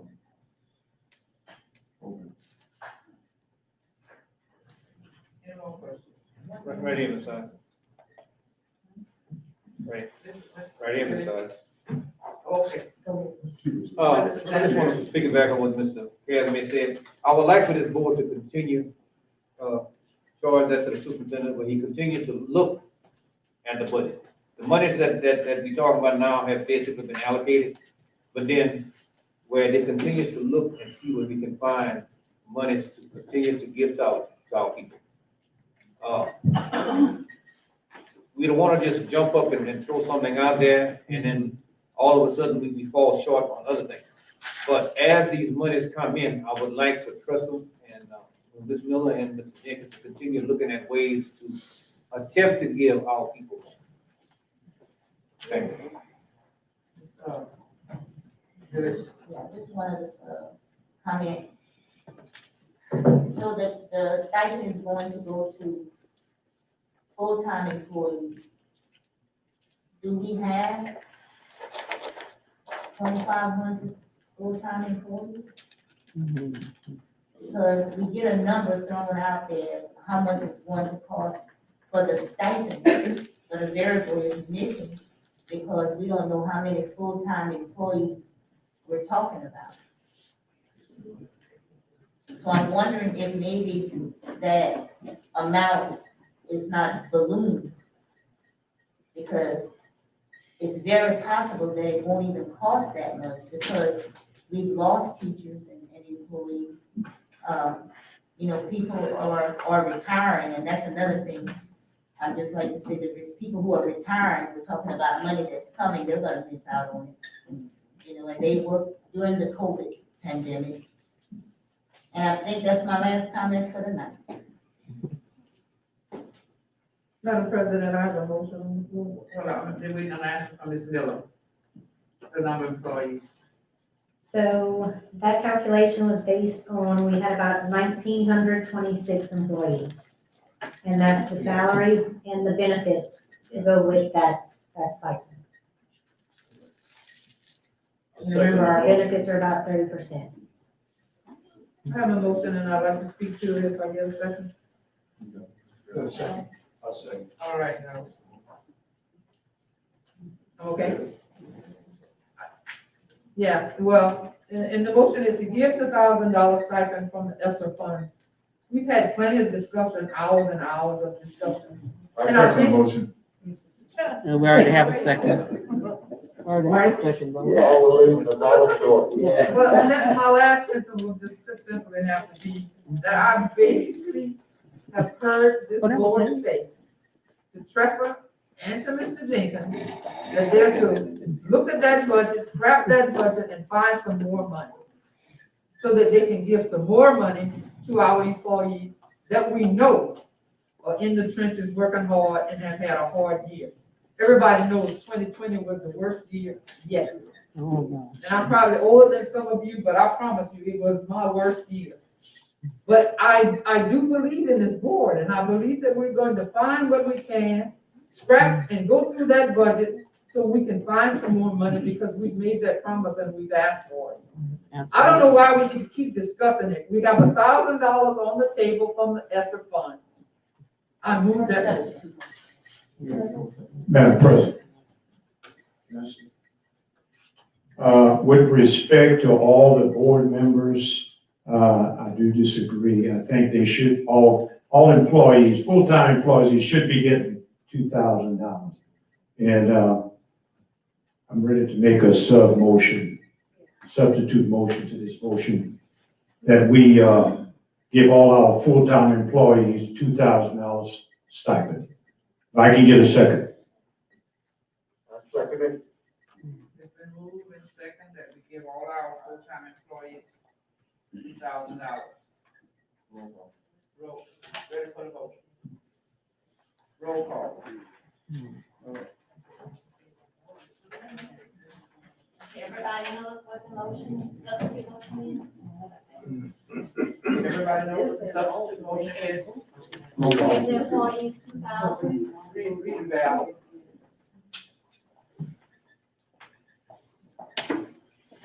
Okay, discussion or action to approve, this is a substitute motion, approve a stipend in the amount of $2,000 for all employees, pending Louisiana Department of Education approval of ESSA 2 and ESSA 3. Mr. Stanberry.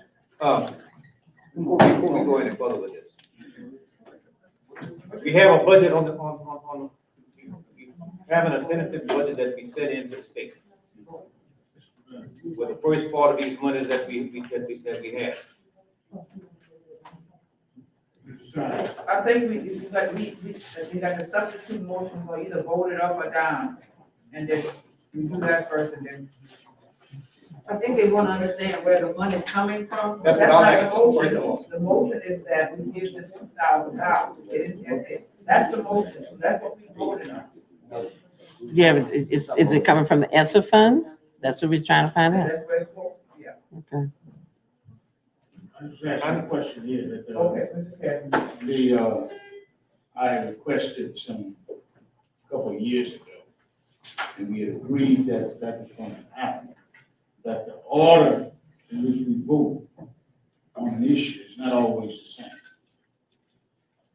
That we change it around. Well, we'll do that To next time. make sure that when the Val calls it, she calls it from a different order, whatever they vote. You can start on this roll call. I don't But mind being first. we'll address that.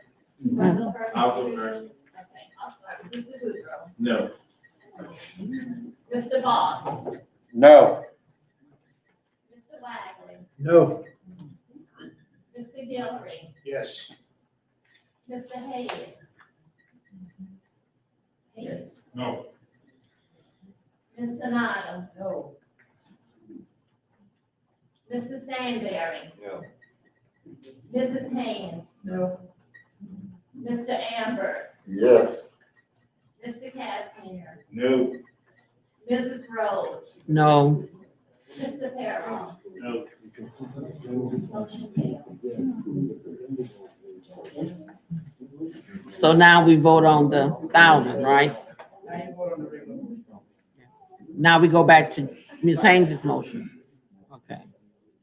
All right, Val.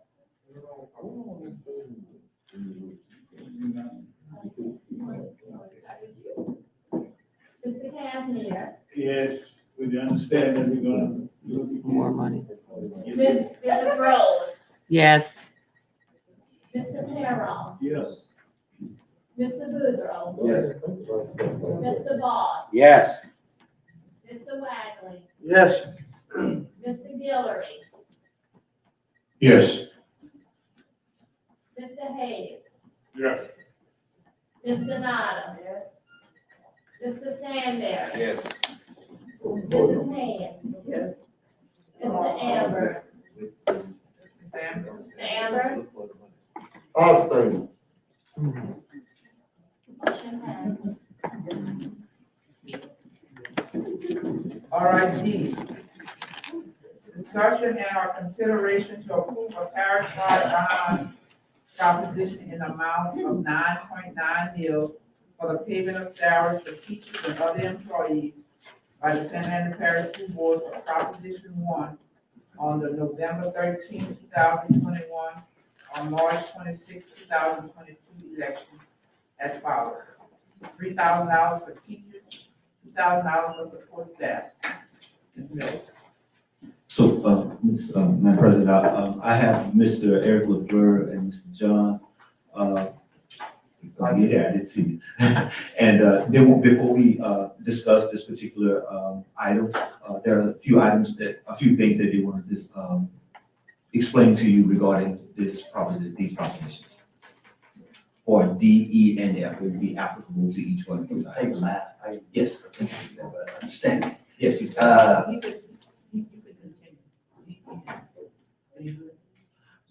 What he's discussing will be applicable to each one of those items, but we still will, as a board, still take each item individually.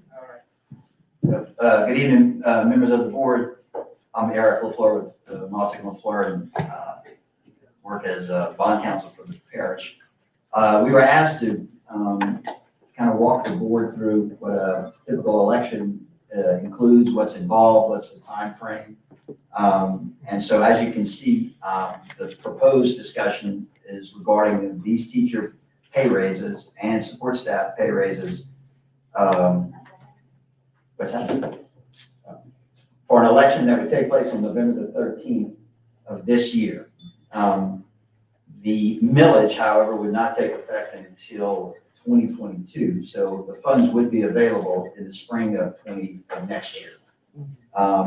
There's quite a few steps to go through in order to get something on the ballot. If you want to be on the ballot on November the 13th, tonight, what you would do is have this conversation that we're having now, and then at your next meeting on June the 3rd, you would adopt a resolution that would call for the election. And then at that time, you would decide what you would actually want to put on the ballot. So what we have here is just a kind of a proposal that the superintendent put forth and that we have prepared. John Mayu is here from Citizen Securities to talk about what amount of millage it would take in order to generate the revenue to produce or to provide the revenue to make these salary increases. And the calculations that he's come up with, it looks like it's a little bit less than 10 mills, around 9.9 mills, if I remember right, to generate that kind of revenue. So tonight is just an open discussion. We can answer any of your questions. The way we have it drafted is that it would be dedicated. And so what you would be doing is that you'd be passing a tax and creating a restricted fund.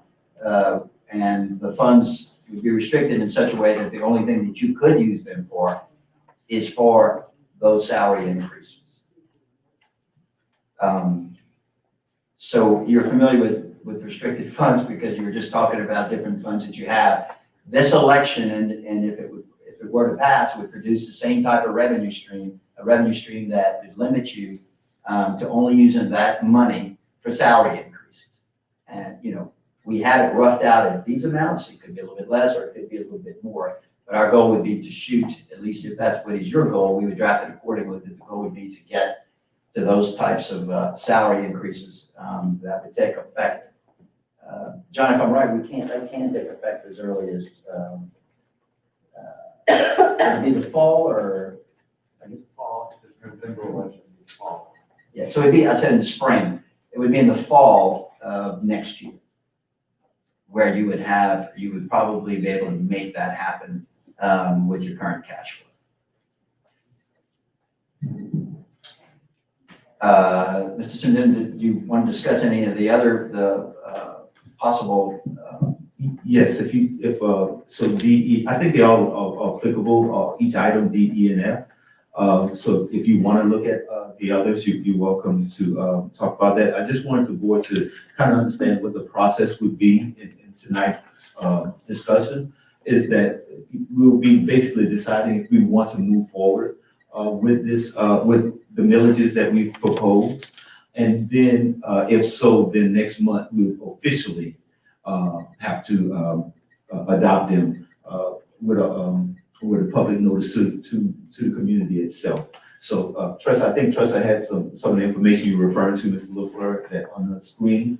I forget which slide it is. I think number 6. So maybe it's further down. Yes, it's a little further down. So as you can see, when we compared, there's some discussions to neighboring parishes and how much it was to our neighboring parish. So that $3,000 would get us pretty close to our neighboring parishes in terms of Lafayette, Evangeline, St. Martin, Ponte West Baton Rouge is a little bit more. But if you continue down on the slides, you don't have to go to each one. Go to the one with the villages on it.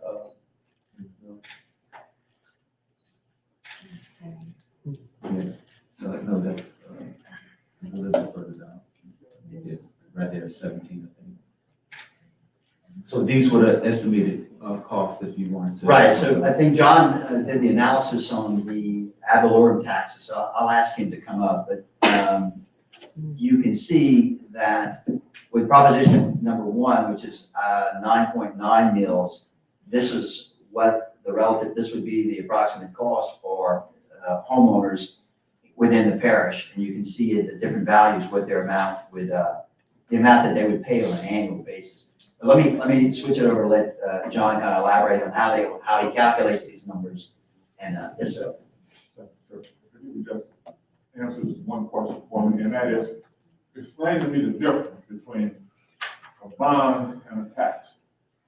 Well, so what you would be proposing here is just an ad valorem tax. So, you know, your annual property taxes that you pay every year, that's what this tax would do. So you would have an increase, if you had a house at a value of $150,000, your annual rate increase would be $6.19. Per month. That's a monthly. Per month. That's a monthly rate. That's a monthly rate. So disregard the term bond, because what we're really talking about is just a straight up special, what we call a special tax that is restricted. So there would be there's no bond issuance here at all. Oh, I'm sorry, there is another piece to it, but I'm talking right now, I see what you're saying, yeah. A bond would be is a way that you would borrow money to meet some capital outlay expenditure that you want to make, for example, to build a new school, for example. But on the teacher pay raises, there's no bond issuance. It's just an annual, it's part of your annual revenue stream from property taxes. That would be restricted and could only be used for the purposes set forth in the proposition. So when the voters approve a proposition like this, it is like a contract between you and people. And so when you pass that, they pay that ad valorem tax, and you are restricted in what you can use those proceeds for. And in proposition number 1, you could only use it for teacher pay raises and support personnel pay raises. So we borrow the money and. No, you're not borrowing. No, we don't. You're not borrowing any money Not borrowing any for money, the collecting teacher money. pay raises. Now, you're asking the voters to provide another revenue source or additional revenues for the operations of the school system, but to the extent that those proceeds could only be used for these salary increases. Because it says a parish-wide bond proposition. Right, we'll get to that in 1 minute. But so for teacher pay raises, you're talking about just a flat-out special tax with restrictions to provide sufficient revenue to meet these objectives, which is to provide teachers with a $3,000 annual increase in salary and support personnel at $2,000. You have another question? Mr. Carroll? Eric, Yes, sir. this would be the same thing we did in '99, where we have that fund for our stipend, our bonus we give every year. If it was a teacher pay raise, employee pay raise, the balance we put in the fund, what's left over, we put in the fund. And we're able to give them a little bonus at the end of the year. This would be handled the same way. It's exactly the same thing. It's what we call a special tax. And it's, like I said, in this case, it's restricted, and your authority to spend those dollars can only sit within the parameters of the resolution. So like I said, it's like your contract, it's exactly the same thing. And it's strictly for salary increase. So to get to Mr. Hayes' question about how you pay and how much you pay, I'm gonna let John go through how these numbers are calculated and how much a homeowner pays on an annual basis. Yeah. I have one little question before we go that far. On page 7, if you scroll up a little bit.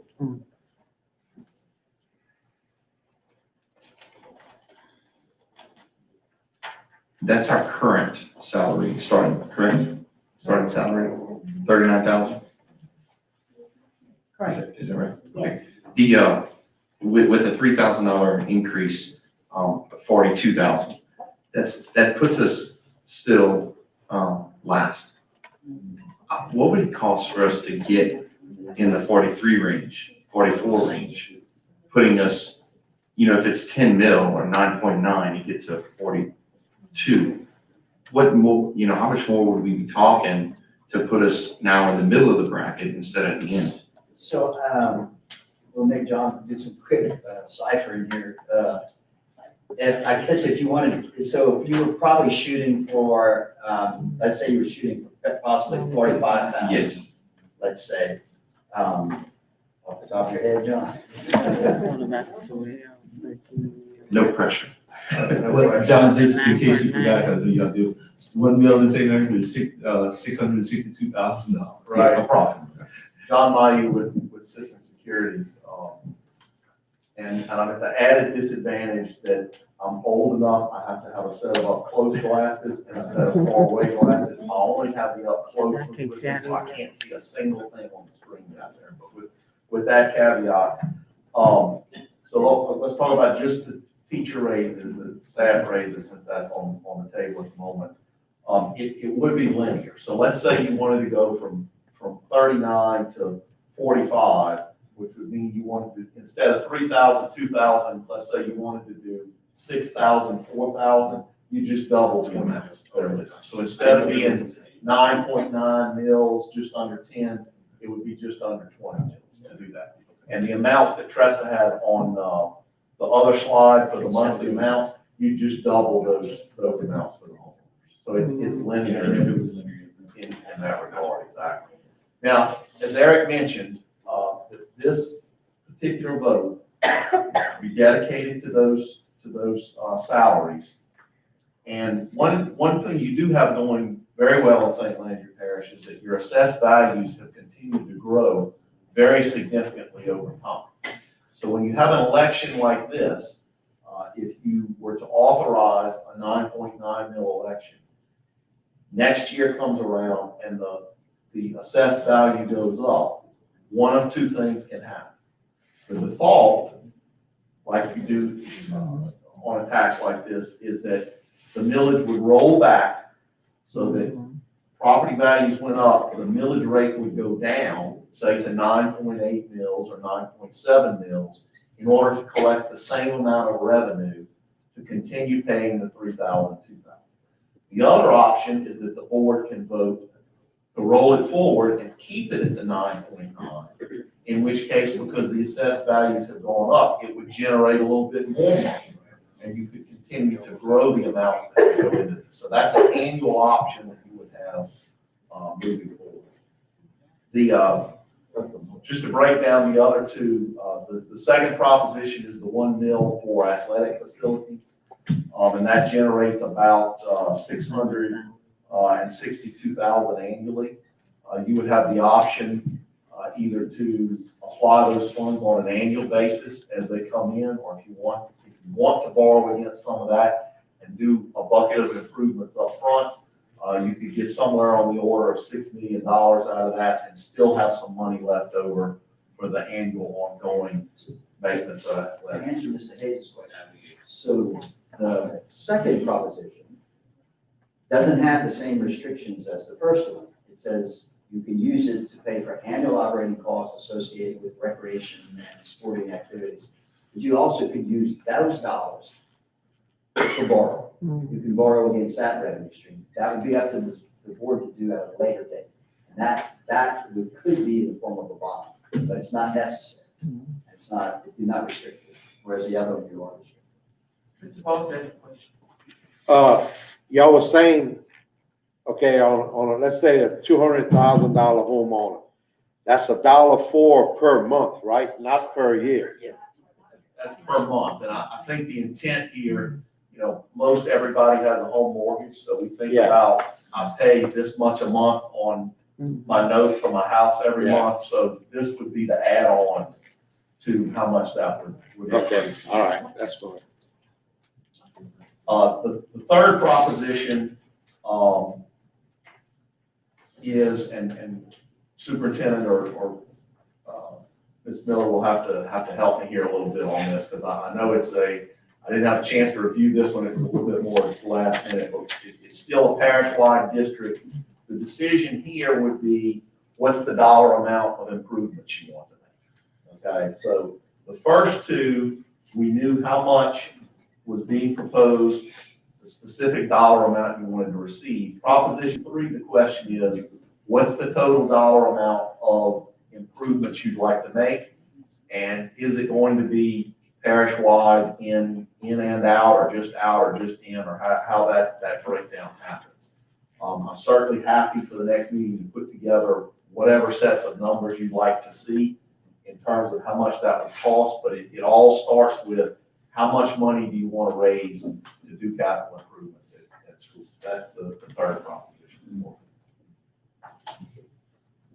And to answer your question, John, that's, I think, whether the board discusses that tonight or at a later date, that's what we need to be able to determine if we're moving forward with that particular proposition, how much, what it's gonna be for, and et cetera. So, that's the challenge in item F, that we'd have to determine, in the very near future. So for purposes of discussion, the third proposition, in order to calculate what the millage would be to support the projects, we would have to have a list of the projects and an approximate cost of those.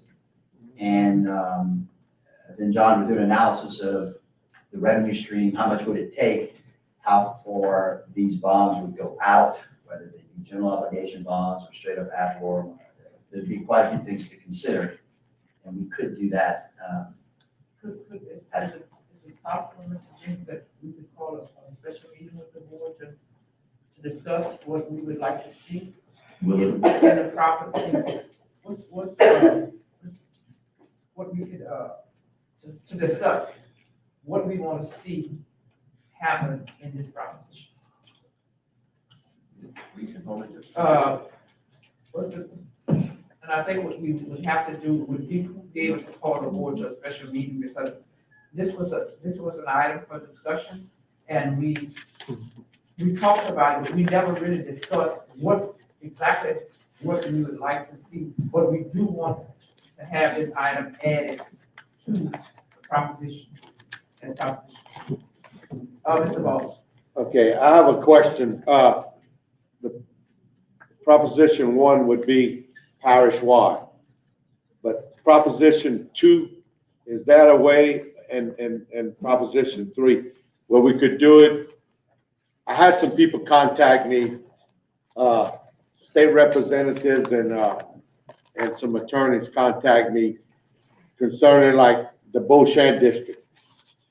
You know, like passing a tax just for them, but that money would go just for, you know, just Beauchamp people.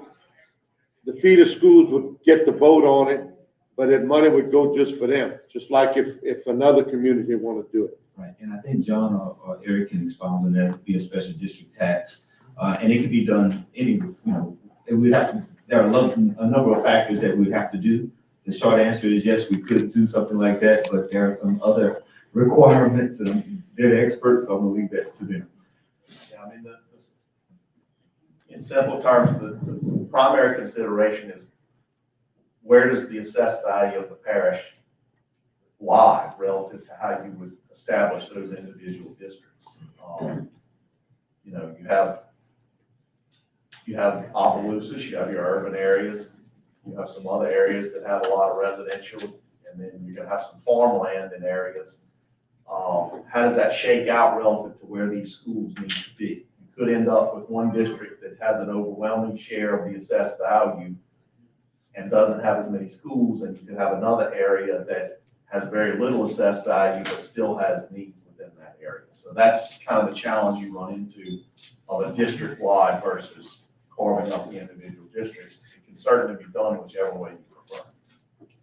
So if you take, your neighboring parishes, for Evangeline, for example, they have, the town of Basile, for example, has its own special tax, and those proceeds only go to the school in Basile.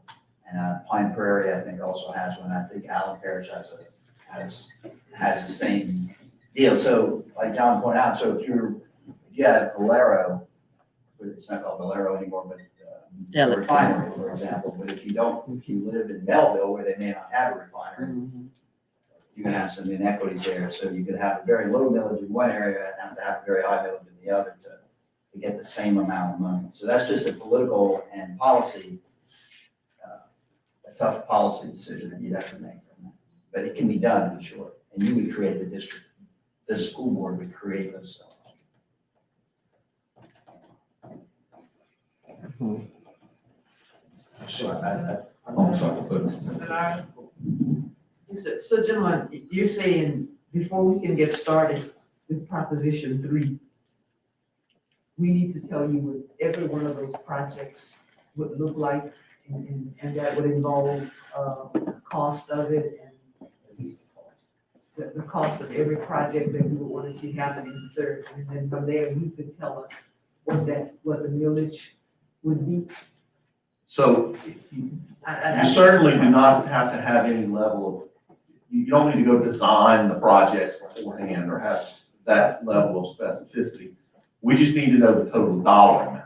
But in order to arrive at a total dollar amount, you have to have an idea of what those projects are. I mean, Right. I always tell people if you need to build a $10 million building, but you only have $8 million, the $8 million really doesn't matter because you can't build a whole building for that. I mean, at some point, projects they come in chunks, if you will. And I think talking about that list and coming up with that total overall number, that's really where Eric and I have to start from. And I know that's a tough thing to do as a board. But that's what you need from us to do. Yes, ma'am. Well, board members, for Proposition C, could we have a special meeting so we can discuss? Maybe one day next week, the sooner we get on it, the better. Madam President, I have one question. Now, your opinion on the parish, the ways assessed and the tax structure, salary wise, and all that stuff. Do you think that we were in a good position right now to attempt this? I don't know if you've looked at all that, the ways assessed and everything, and that we could, be successful at this time, or is that? Well, we don't do like the political analysis of it all. I mean, nobody likes taxes, that's for sure, but nobody likes crummy schools or schools that have leaky roofs or teachers that aren't sufficiently paid. So, Just to get a feel of what the I public mean, is thinking about, once they're gonna hear about this. And I mean, it is often the case that you have to try more than once, twice, and 3 times sometimes. So you did propose, I was just asking John a minute ago, the school board did propose a proposition similar to number 3, I think it was about 4 years ago, and it failed. But that could be because, for a whole variety of reasons, maybe they didn't have the project list, they didn't understand it, there wasn't enough time to promote it. So having another election for any one of these propositions again is not uncommon. You can't hold the same election within 6 months. That's the only prohibition. But you can hold them every year until you get the message out and the voters agree with it. So I couldn't tell you if it's a good time or a bad time to do it. And maybe I can answer a little bit. I think that 3 years ago when we did this, 2018, spring of 2018, we asked for 12.1 million, I think 11 point something, 11.3, something to that effect. And maybe we asked for too much. And I'm just guessing. I did some town halls afterwards and talked to a lot of people about this. And this time, as we just finished the conversation with regards to our employees and raises, I think that just doing a survey of employees, they definitely are willing to support a pay increase. And I think they're deserving of it. And then when we look at neighboring parishes, when we look at those that have passed millages, whether it was a sales tax or property tax, St. Mary just recently passed one, Tangent Court just passed one, Livingston Parish, Ponca Parish, West Baton Rouge. And those are the ones I can think of off the top of my head. So there has been a number of parishes that have been supporting pay raises for teachers. And I think that, especially in the time of COVID, the value of teachers have been shown. There's a tremendous need to be able to support our teachers. Only thing I would add there to the slide you have on the millage amounts by parish. I think that was the cost. The first year starting off salary. Yeah, I thought there was a list in there, Number maybe I misread, by parish. You have one of the lowest, if not the lowest, I forget, villages of any district in the entire state. there's two ways to look at that. One way is to say, well, people in St. Landry Parish really don't like paying taxes and they're not gonna vote for them. The other way to look at it is we're kind of underpaying, and people understand that they're paying a lot less than surrounding parishes. We want to improve the school system and make it more like surrounding parishes in terms of how you can pay the teachers and new facilities and things, then there's room to expand that. And to expound on that for the audience, if you're not aware of it, St. Landry Parish has millage rates is 20.52 mils. The average millage rate in Louisiana is approximately 45 mils. The highest in Louisiana is 76 mils, in Zachary, maybe 78. But so when we look at the continuum, we're at the bottom 5, if my math was right. From the last time I looked at it, those numbers have probably changed a little bit, but we're in the bottom 4 or 5 statewide in terms of the millage rate. Tangipahoa is a little, they're a little different down there because they have other resources. But just to kind of give you some context to what John was saying in terms of the millage rates. And the millage rate and how much it generates is based on the value, the overall value of the items that you're applying the millage to. So in some parishes, you have to have a little bit higher millage. But the other thing too that we pointed out, or John pointed out at the retreat that we had, that we made a presentation to, that the financial status or the financial state of the school board is better than it has been in a long time. And so, that fares well, I think, for the school board as far as the reputation that it has in the community. So that kind of helps, I think, helps the public buy confidence into the guys, to the people that are running the school system, that they have their financial house in order. I forgot all the things that John went through, but I remember he was able to demonstrate, show historically how things have improved. So. In terms of time, I know there's a lot to be done, because we're talking about some stuff that has been done, but when we start looking at what it's like to educate the public, because we did try once, and it was quite a loss. So we also need to look at the amount of time it might take to properly educate, coax, convince the general public. And that will add to the time. And I know we have to make a decision if we're going to do just A and B, or we're going to do A, B, C. So when we put the 3 of them together, we also need to decide if we're going to allow the public to vote on them one at a time. That decision still has to be made by the board also. Am I right? Yeah, so if it's 3 propositions, it has to be decided. If it's voting on all of them together, yes for all, or no for all, or voting on them separately. So with the amount of work that we have to do, I guess I have a concern. We're making a choice to do this November? Is that sufficient time to? So we're really here to kind of brainstorm, I guess, really, about what you want to do and things that you're considering. So tonight, we're just giving you answers and maybe proposing more questions than answers. But so we're just having this brainstorming conversation so that everybody can kind of get an idea of where they want to go. And then I think we would come back on June the 3rd, and then you would adopt 1, 2, 3, all 3, and then you would set out what you want to include in those propositions. Do you want them to have to all pass in order for any of them to take effect, or just one, or just the other? Those would all be, we make those decisions you would make those decisions and tell us what to do between now and June the 3rd. The actual deadline, when is the meeting in July, Mr. Superintendent? Yes, July meeting. July 21st is our deadline. So it would be on the 1st, July 1st. The first week of July. So, July 1st. right, so you really, if you don't do it on June the 3rd, you could wait until your meeting in July, and then make a decision about what you actually want.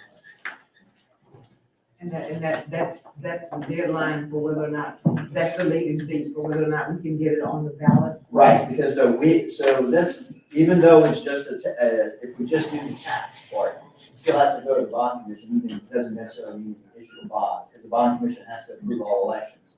And they have their own deadline and timeline. But their timeline is we have to submit your adopted resolution on before July 21st. And you have a meeting the first week of July, so that would probably work well if you could pass. You'd have to pass it the first week of July or have a special meeting to get it done before July 21st. So when you all came up with a village for proposition,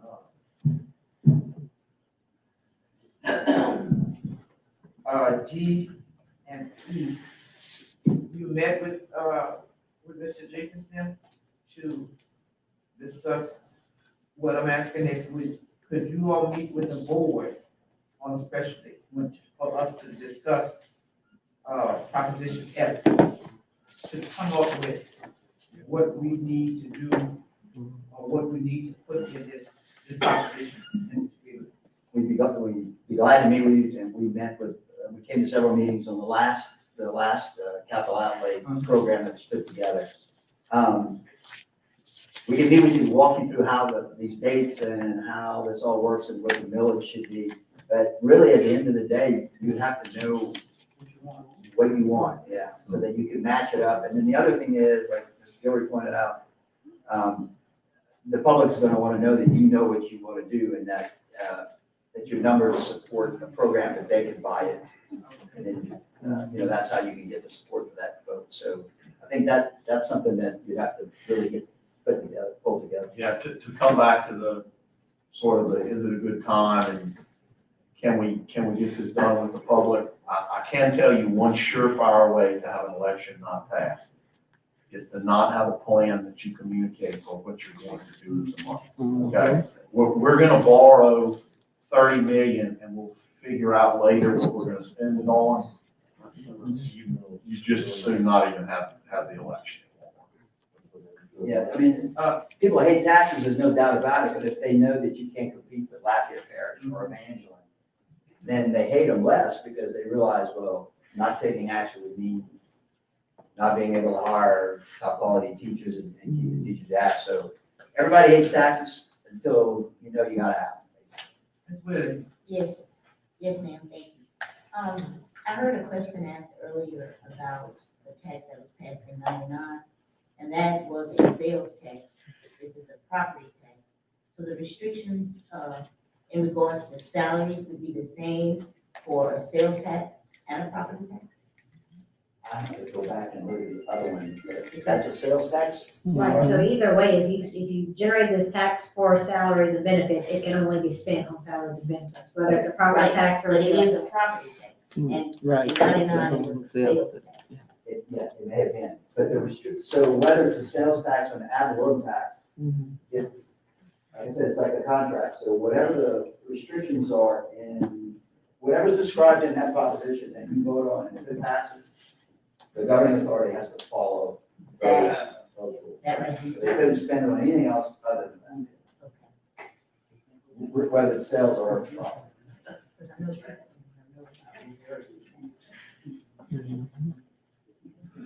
Madam President? Okay, would it be in order to table, the three items until we've had our, consulting meeting or retreat or whatever it's going to be, to find out all the answers and issues, to finalize everything?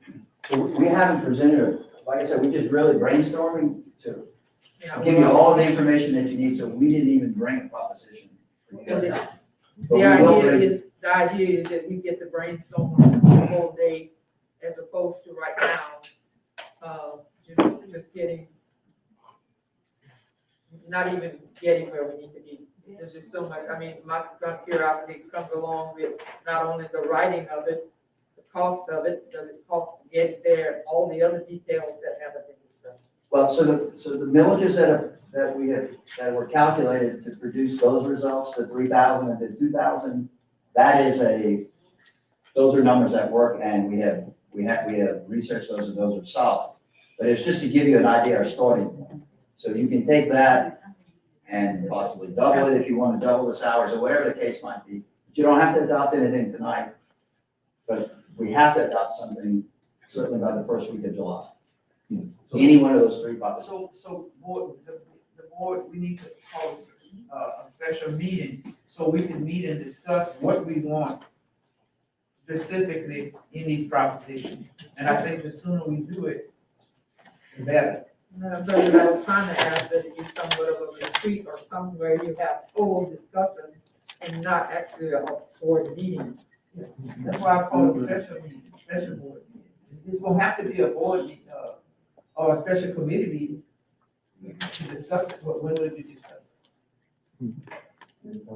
I'm asking you, George. Oh, the idea is if you did it in a retreat, you could have it as a full discussion. And then if you want to, call it a board meeting for 24-hour notice that you're gonna turn it into a board meeting and finalize it, that's one way to do it.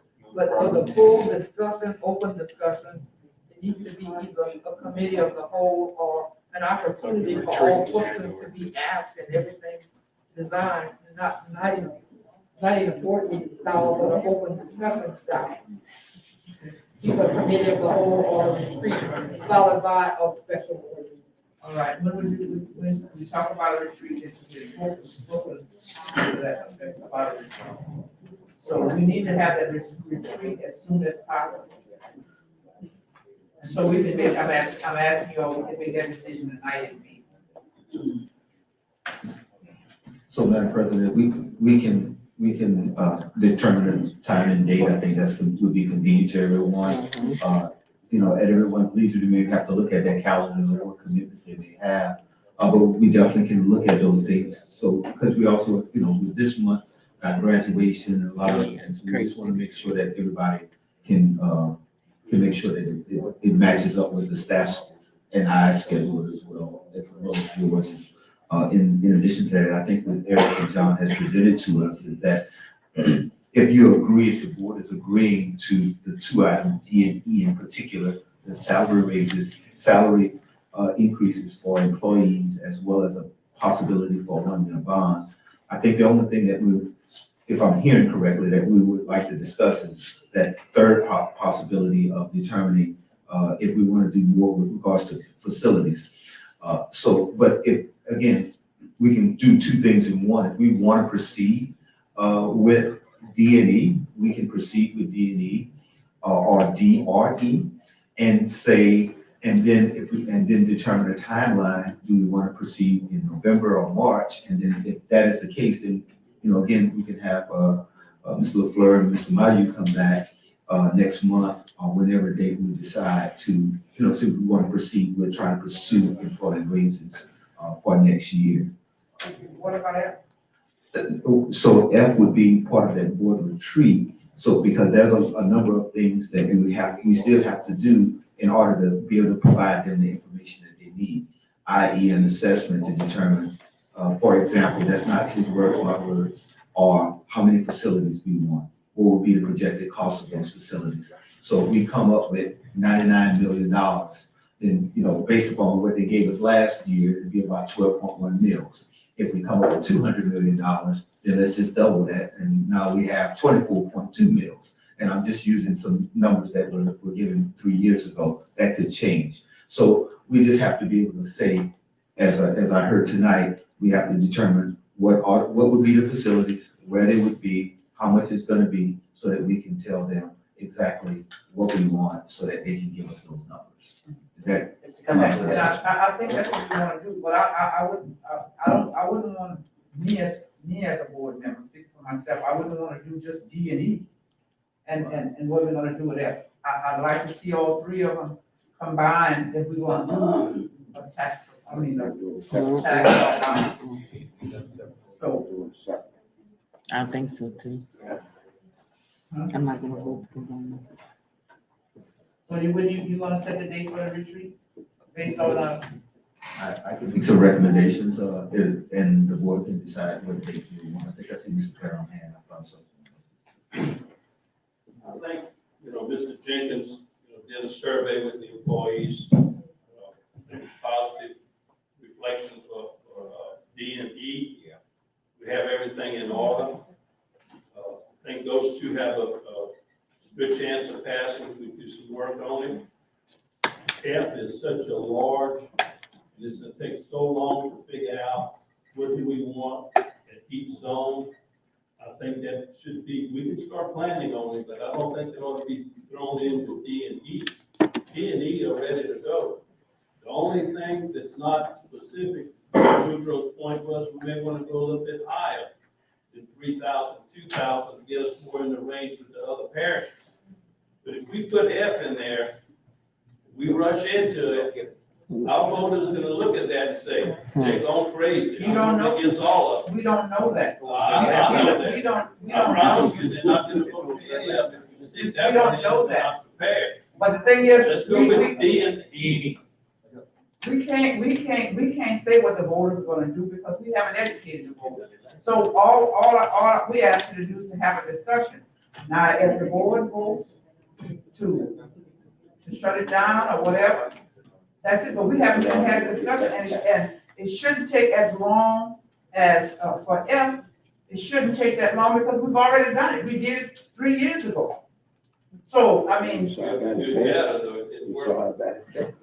all right, I think we kind of gotten, I'm a little lost. So we were on D, Mr. LaFleur, discussion was pertinent to D, E, and F, but we're still on D. I don't know if there's a motion that was made in regards to D. We at this point shouldn't be discussing E or F. I mean, it's remained to the topic of whether or not we're gonna have a special board meeting, but as far as how this needs to proceed, we are on D. Right. I don't remember the motion, and so we kind of need to confine discussion, take action on D, move on to E, take action on E, move on to F, and take action on F, so we can make sure that it's all clear. Yeah. It's kind of scattered at this point in time. Although I know they're all related. I get that they're all related, but just so we can be clear, we are only on D. Was there a motion? So we don't have a motion, so we need to make a motion in regards to D, and then we can discuss. Because honestly, the board doesn't have to vote tonight on whether to have a special meeting. Say, call a meeting, we'll set up a meeting. So we don't need action on that. I think the consensus is that the board will like to meet, but we need to kind of rein it back in and focus on item D, get a motion, and decide at that point in time. Size.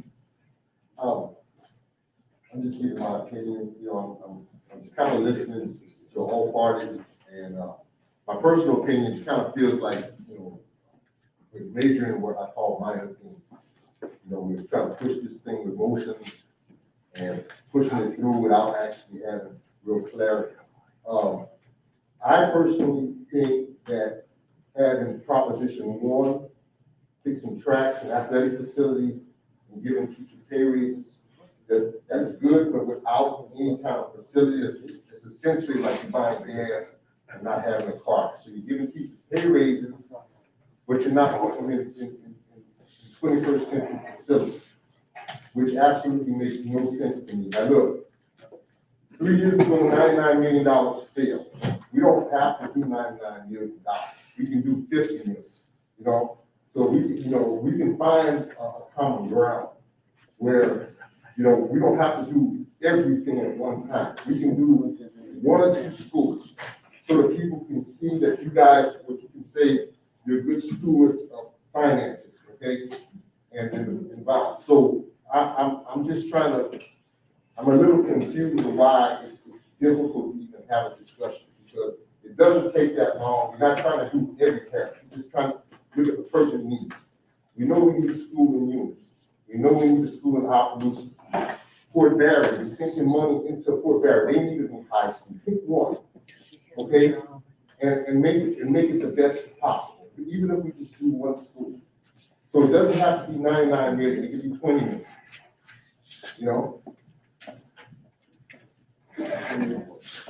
All right, Mr. Josh. I'd like to move that we move forward with item D as proposed.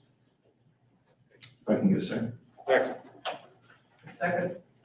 Moved by Mr. Boudreaux and second by Mr. Moss, that we move on to item D. All in favor? Aye. Any opposition? All right. Item E. Move that we, move forward with item E as proposed. Second. Moved by Ms. Boudreaux and second by Mr. Boss. No, that's, That wasn't about. Mr. Stansberry? Mr. Stansberry wanna be heard. All in favor? Aye. I don't sound like boss anyway. Well, I'm sorry. I'm sorry.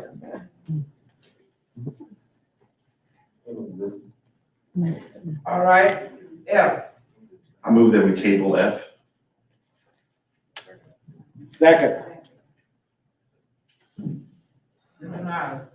Can I get some clarification on the motion, if we're tabling it? Like, for how long, are you meaning that we maybe have a retreat in discussion, or? Sure, we can, and if it makes it to the November election, great. If not, and we need more time, we'll work that out. We'll work with Mr. Jenkins to get a date on the retreat. Yeah, we really postponed. What did you say, ma'am? We really postponing it as opposed to tabling. We really postponed it until we got the meeting. Let me reword it. Let me reword the motion. I'd like to postpone F pending a meeting or retreat scheduled by Mr. Jenkins. I'll second. All right. All in favor? Aye. I'd like to ask Mr. Jenkins in order to schedule that retreat as soon as possible. Yeah, I should do it in opposition. Huh? We got to act in opposition. Is there any opposition? Ayes have it. I'll do that. All right, number 5, Building Lands and Sites Committee recommendation. Discussion and our action regarding the superintendent's recommendation to break the school board commercial lease for the Levy Landing Bar, 109 Landing Lane, Fort Barry, Louisiana, to an ordinary campsite lease. Move that we approve. Madam President, I'd like to make an amendment to that proposal to add that from that point on, once we approve this, that there will be no sales of alcoholic beverages on those properties. All right, Val, you got one. Read it to us again.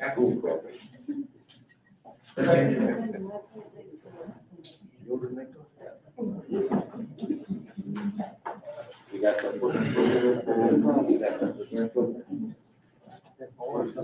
I'll second. Right.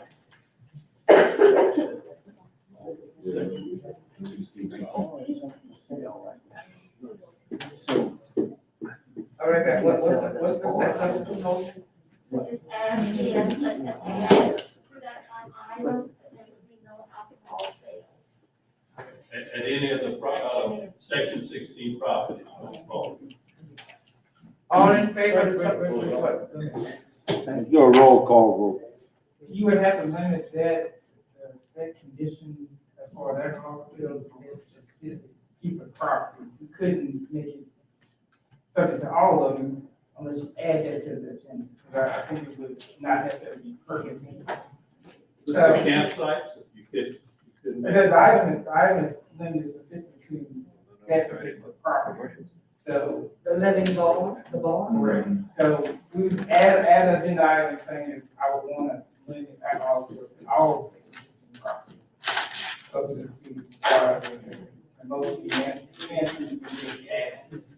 I think, so this will be quick, but I think we may have. Go too Yeah, I far. like to add that item to this deal.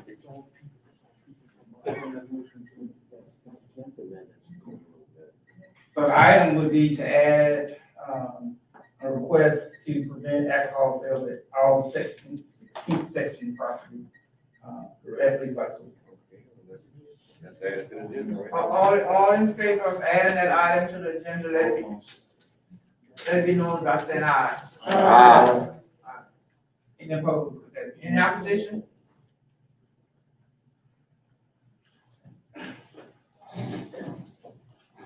I move that the. Now the motion, As proposed by Mr. Bell. say that again, Mr. Kevin? I move that we accept make a motion now to accept the He said, add it to the agenda, now we're talking about the move that we took motion, not have black all of section, section what? 16, right? Second. The motion. A motion is. That no alcohol will be served on all 16 section property. We still have the other motion that was on the floor, that was amended. It's amended with the added.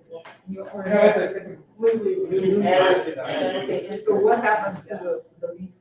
I leave, Okay, we'll come back and vote on. All right, all in favor of voting on the motion? Right. Man, you wanna, I want to read it, because I don't read it. So there was an added, item that was added to the agenda. Item A was specifically to that particular property. That was not voted on. So we added an item to the agenda. That added item is what is being voted on right now. So we can go back to A to vote on that agenda. Okay. So we're gonna vote on the amended item, the added item. Yes, sir. All in favor of the added item, read it down. You can bring it, but they can't sell. Added item is to prevent accidents. No alcohol sales at all, section 16 property. No alcohol sales at all. It's been moved in second, so all in favor? Ah. Aye. I'd like to be on record abstaining due to a conflict of interest. I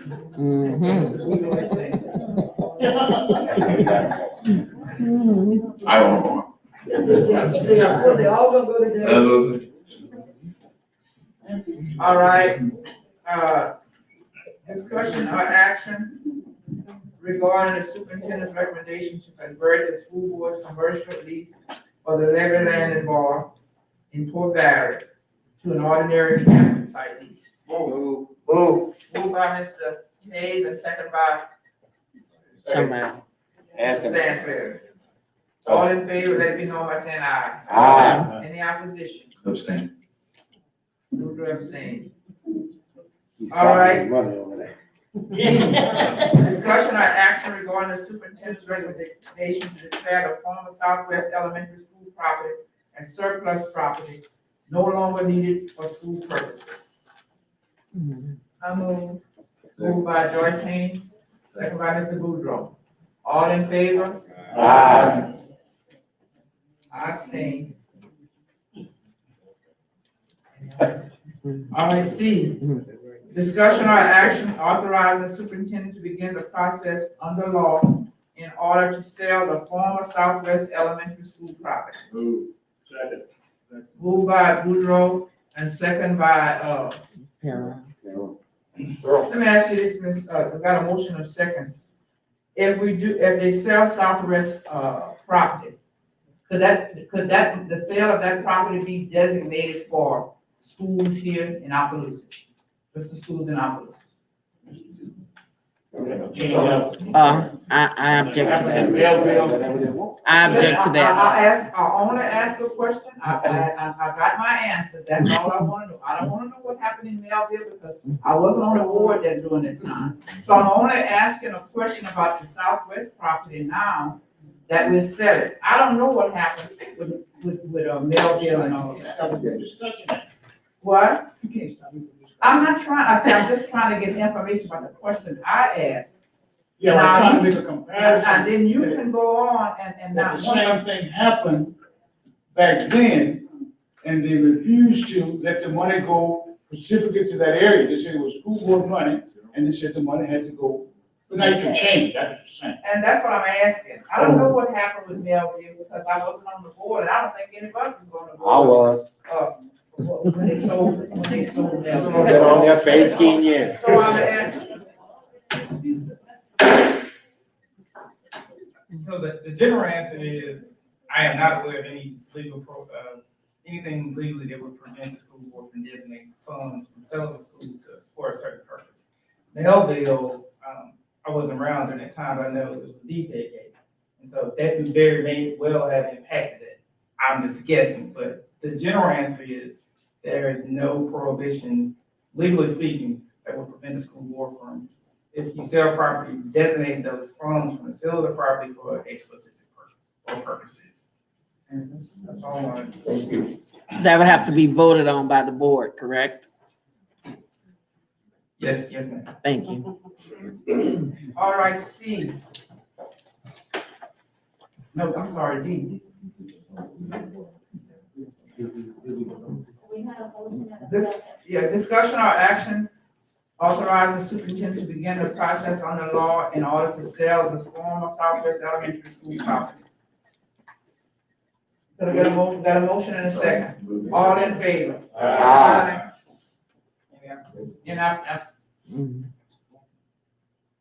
In opposition? Yeah, I oppose.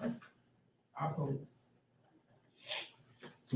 All right, D, discussion or action for the approval of funds for the construction of a track and turf football field at Donald Gardner Stadium, 1524 South Market Street, Opelousas, Louisiana, through the public-private partnership with the city of Opelousas and the Opelousas downtown development. I move there to postpone Second.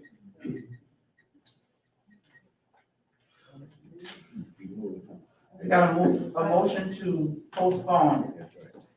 Mr. Nod? I have a question, just for clarification. Postpone it, you want to put a time? I don't understand.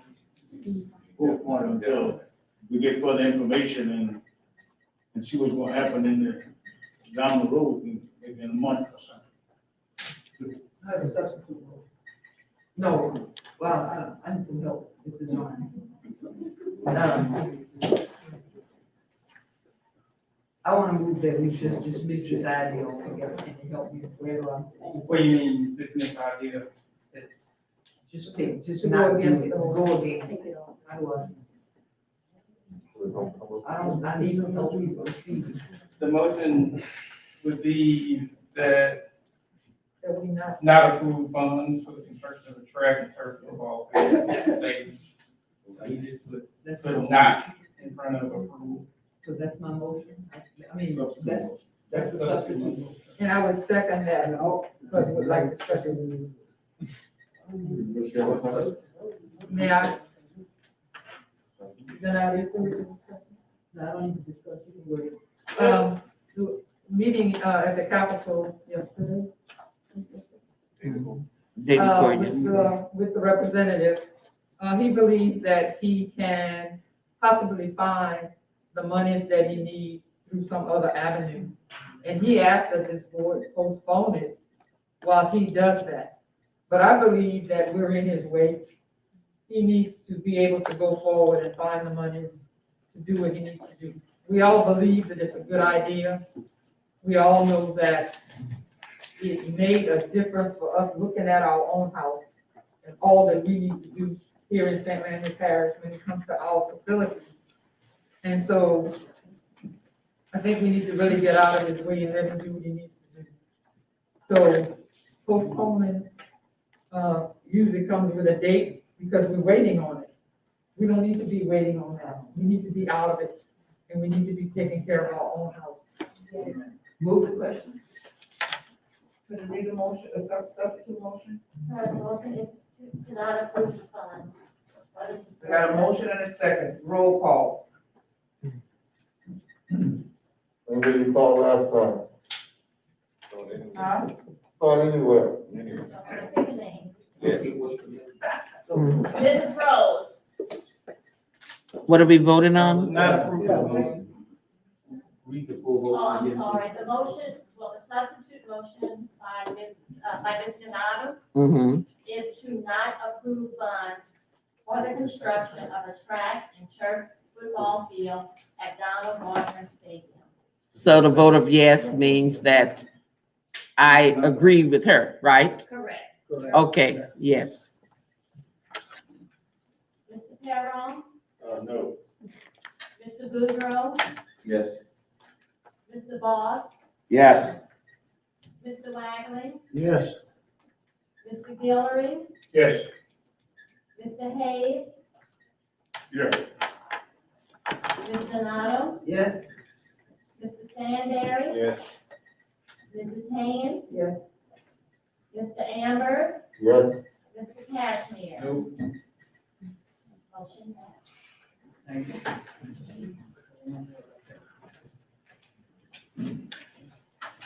All right, number 6, discussion or action to approve the job description for literacy coach. Super app grant. I'd like to make a motion that we approve it. We've discussed it already. Second. I second the motion. It's been moved by Ms. Rose and second by Mr. Ambers that we Approve the job description. this, job description. All in favor, let it be known by saying aye. Aye. Any opposition? All right, D, discussion or action to approve job description for administrative assistant. Question? Question here. Does this job description come with a salary? Yes. Yeah, we discussed all that. The salary is indexed on the teacher's salary schedule. The salary is indexed on the teacher's salary schedule. 1.1. We can't hear you. I'm sorry, excuse me. The salary is indexed on the teacher's salary schedule at an index of 1.11. 1.11. Yes, sir. For a beginning teacher, $39,000, now say 40. What would the salary be? I'm at the computer. Oh, what's a minimum salary then? It's about a month pay. 2 weeks before, 2 weeks after.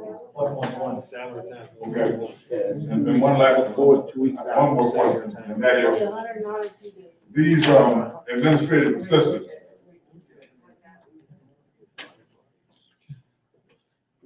What's the question?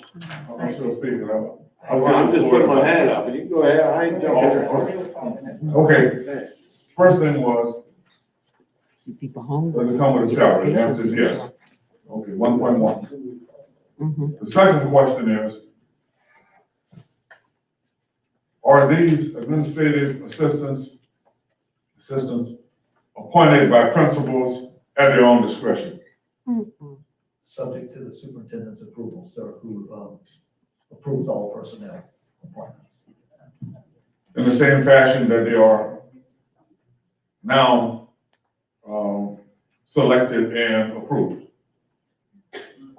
In the same fashion, before this job description, in the same fashion as they were selected and approved before. As I appreciate Mr. Haynes, I think the intent of the job description is to, so that those folks have to meet some qualifications. And again, those recommendations would be subject to the approval of the superintendent. Okay, last question. Is this position a non-teaching position? That would vary. That would vary. Most, I say most, some of them have teaching duties. There might be a few of them who have no teaching duties. It kind of varies by the situation at each particular school. And so I guess I'll answer currently the vast, I think, vast majority of them have teaching duties. They teach probably 3 to 4 hours a day, and then the second half of the day, they're doing whatever task that the administrator has them do. Mr. Jenkins, are we gonna, so since we approving this, if we approve this, every school is gonna have an administrative assistant? That does not have an assistant principal or principals, because many of our schools have assistant principals. That's what I'm talking about. At them, so primarily those that do not have an assistant principal. There are some situations where, otherwise, because of population, it may be extremely large.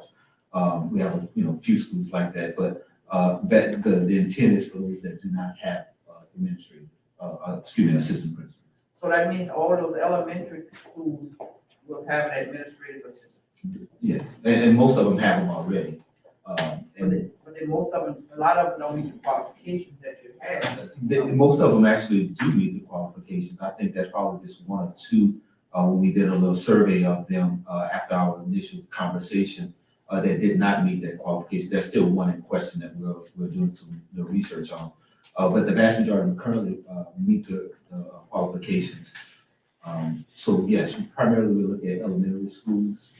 For that, we did not have a job descriptions for administrative assistants, in the parish. So we wanted to have something, more standardized across the board. So, Mr. Jenkins, we're saying that this job, as is described, they're actually assistant principals. They would have teaching duties, you say?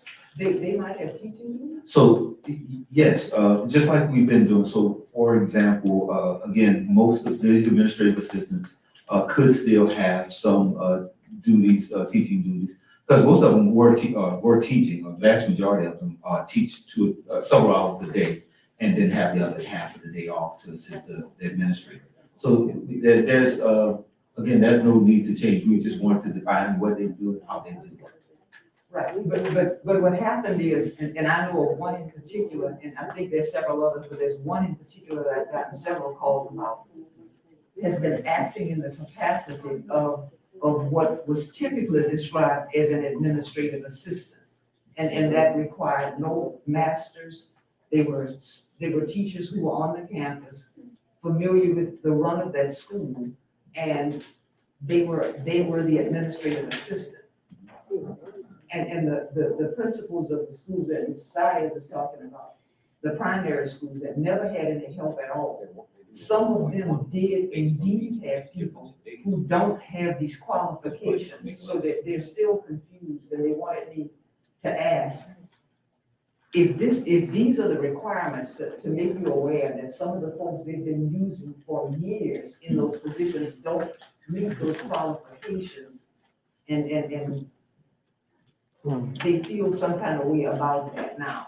And I don't know how to answer them, because they don't have the job anymore if they have to meet the requirements here, which are requirements for that of a principal, actually. So two parts to your question, and I'll do the first part. I'll answer the first part first. What has happened, or one of the reasons, the impetus for asking for administrative assistance is that it does create a pipeline for those that are aspiring to be assistant principals or principals. In some cases where there's just a principal there and you have an administrative assistant that meet those criteria, when that person retires or that person is out for an extended period of time for illness or other, that person, if they meet those qualifications, can continue those duties and responsibilities without me pulling somebody from somewhere else. We had a case like that where I had to pull somebody. We had several cases like that, pull somebody else to be able to handle it. The second caveat to your question is the concern about those that don't meet the qualifications that we prescribe there, and they've been, I guess, grandfathered in. My words, not yours.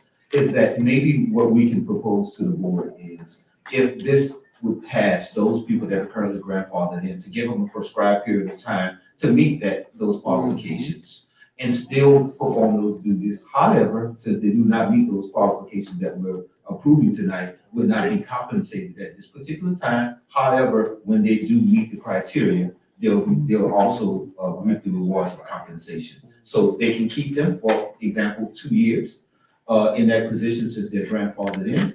But after the 2-year period of time is over, if they haven't met the criteria, then we'd have to do something different. So give them a period of time to be able to meet the criteria, since they've already they basically treat them as grandfathered in. However, the compensation would only be predicated to meeting the job description, so they can perform those duties responsibly. Okay, so let me just get back to you, so I can make certain I understand how to go back and tell them this.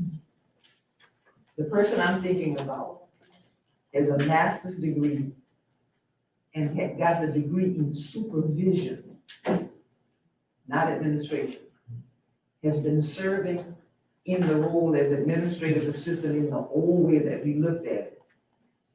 And now, so what I need to tell her is, that position can still be hers for 2 years. We're setting the time now for 2 years.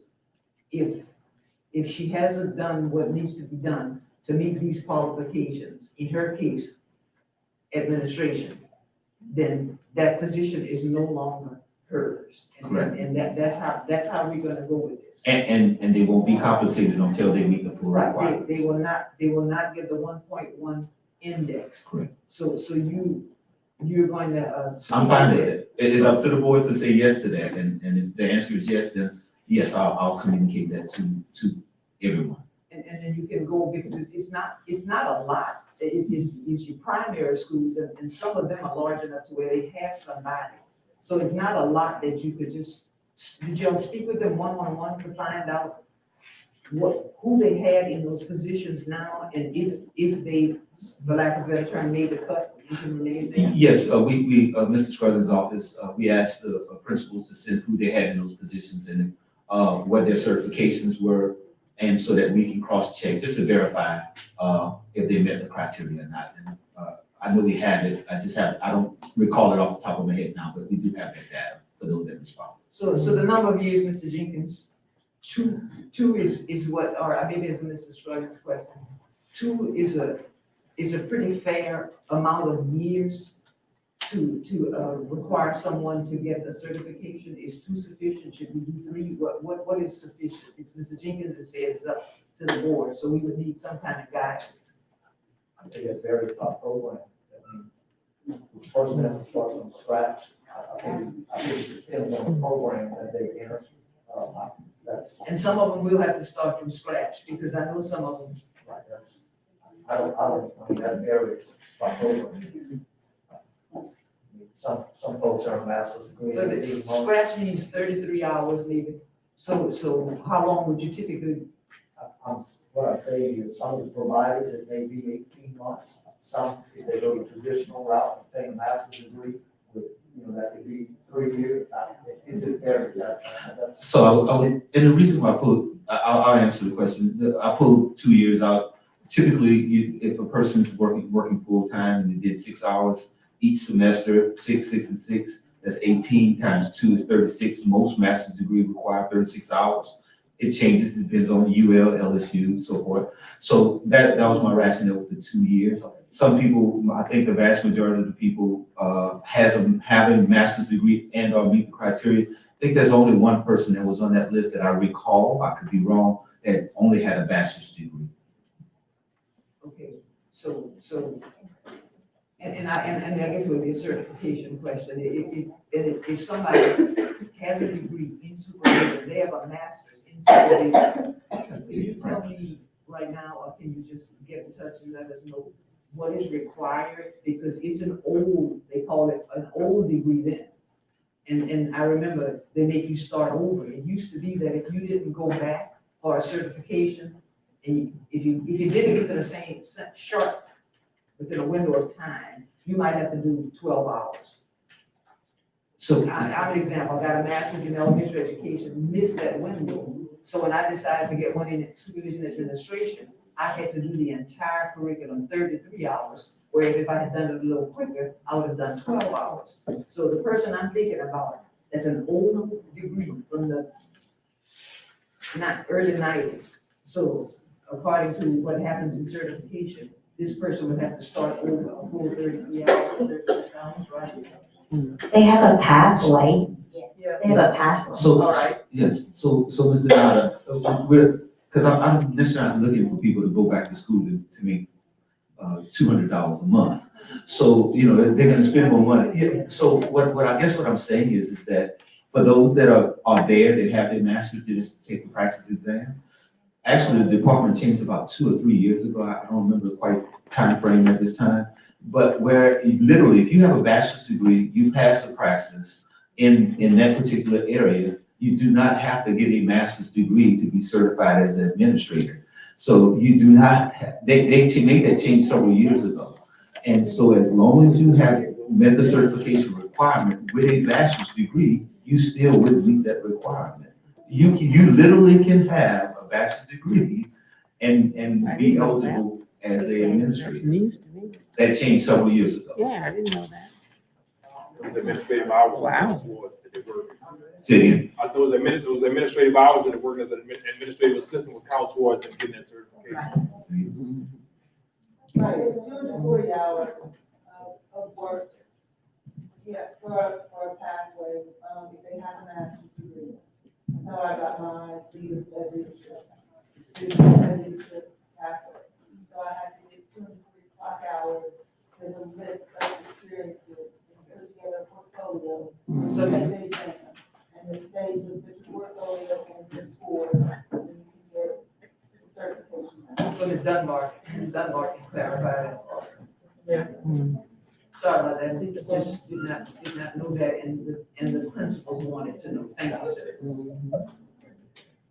This is next year? All right, thanks. Oh, everything's been answered except, but this is for next year, Next school year. next school year. Going forward, and it's not as of now, it is for next school year. Yes. Thank you. Hey,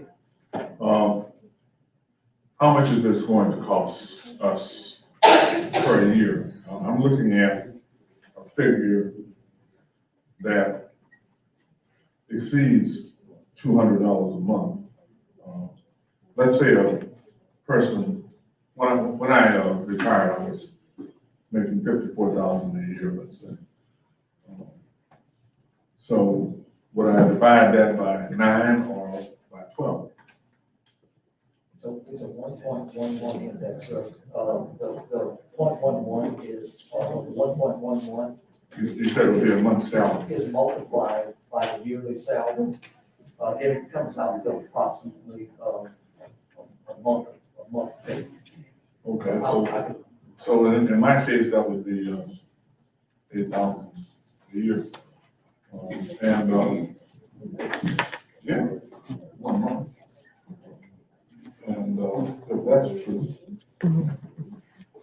33 schools times that amount, we're talking about well over $200,000 a year. No, we already have people in those positions. With, He's not computing that. benefits equal to, let's say, But salary. he's not computing it.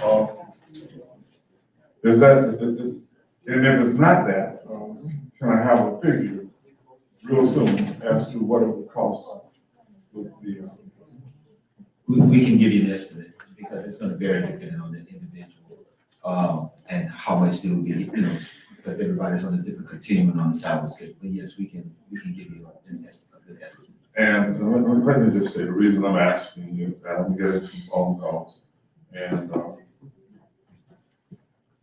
they're asking, why don't we cut back on administrative positions rather than, open new ones and start compensating? And that's doing my due diligence, trying to figure out what it's gonna cost. And to answer your question, many of these people are working, they're doing the job right now. And they've been doing it, many of them have been doing it for a long I'm time. not saying they don't deserve it, please don't. Oh, no, I was just saying. Posterize me, so. Madam President, if I may order, I move that we approve item B. A second. All right. Moved by Mr. Guerrero, second by Mr. Rhodes, that we approve item B. All in favor? Aye. Any opposition? Abstain. All right, number 7. Discussion or action to determine what the issues are that exist in the D and F schools and to find solutions. Mr. Lara. Yes, Madam President. When we discussed it during the committee meeting, quite a lengthy discussion, and I guess Mr. Joyner would have to help me out here. I'd like to add on to it that one of the solutions to include a full-time academic specialist on each of our campuses that was last rated, DRF. We got some information from Ms. Casimir during the academic committee meeting, and we were fortunate to get some literacy coaches through a grant. And when we did a cross-section of them, only one of the schools that I'm concerned about ended up getting a full-time person, a full-time coach for the, super app funds. And that took care of one school. So I'd like to add to the motion so that we can give that same consideration to other schools that are in need so that they could have a person, a full-time person on their campus. Is that a motion? Mr. Turner, I'm sorry, I thought I was talking to Mr. Mr. Turner. Sorry. That's all right. Thank you. I was just looking for some guidance, Mr. Joyner, to add something to letter 8 under 7. Go ahead. Discussion, I'd like to read discussion and our actions to determine whether issues are that exist in the DS schools. And to clarification, that's at the last testing a couple of years ago. And to find solutions, one of which would include a full-time academic specialist on each campus. It's remaining enough. Pardon? I said, I think it's remaining enough. The only concern with the previous agenda item was that it mentioned specifically one piece of property. Pardon? I said, my concern with the previous agenda item was how it was written as far as to mention one. So, now you good, yes, you go ahead. Thank you. That would be my motion, Madam President. I didn't get a second. Question. How many sites are we talking about? I think it's 5 more. Roly ended up getting someone and then it would have been 5 more. So we'll be hiring 5 new people at a pretty high salary. But we just saved some money that we would have been using for a track. We just saved that money, so maybe we could use some of that money. It's you don't get a better long-term investment than improving the academics in the child. I've asked other districts what they do in their schools. They don't just have one person. They have worked their way up to where there's a person per course subject. So I'm just simply asking on behalf of our children, if you could at least try to have one full-time person on a campus to do some assistance with instruction. That's simply my motion too. We're trying to help everybody out tonight. Let's try to do something with the children now in schools that could use the extra help. So, Mr. Knight, if I could ask for clarity, just so that I'm clear about the job description, is the motion to have what we just approved, literacy coach on each one of those 5 remaining campuses? Or is that a completely different job description that will need to be crafted? Actually, it probably would need to be crafted, however, it's a wonderful job description. If we're going to use general fund dollars, I would love to see the job description mirror that.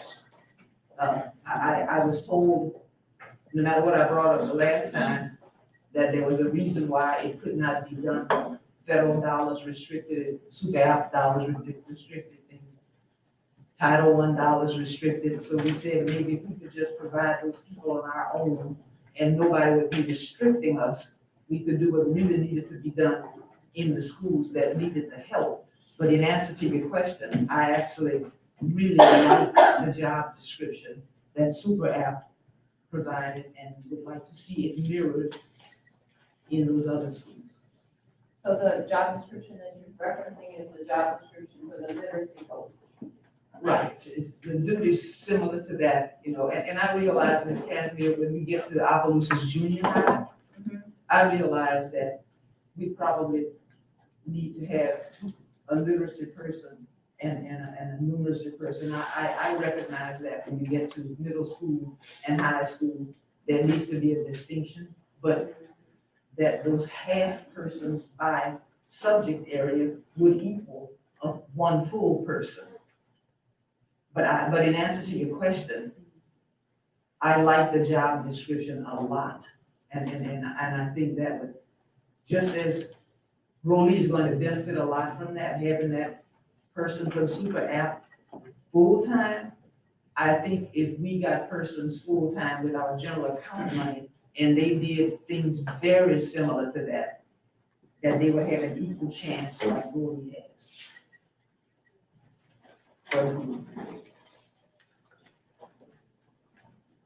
Mr. Gilly, you have a question? No, I just think that, right now, I don't think we can decide on this tonight. I think we should table it until, we can, discuss it more and, check into that, on our resources to provide the money that it takes for these people. It's needed, but, I'd like to table it if we can. Did I get a second? I didn't get a second. I'll second. Okay, let's see. Second, Mr. Gilrea's.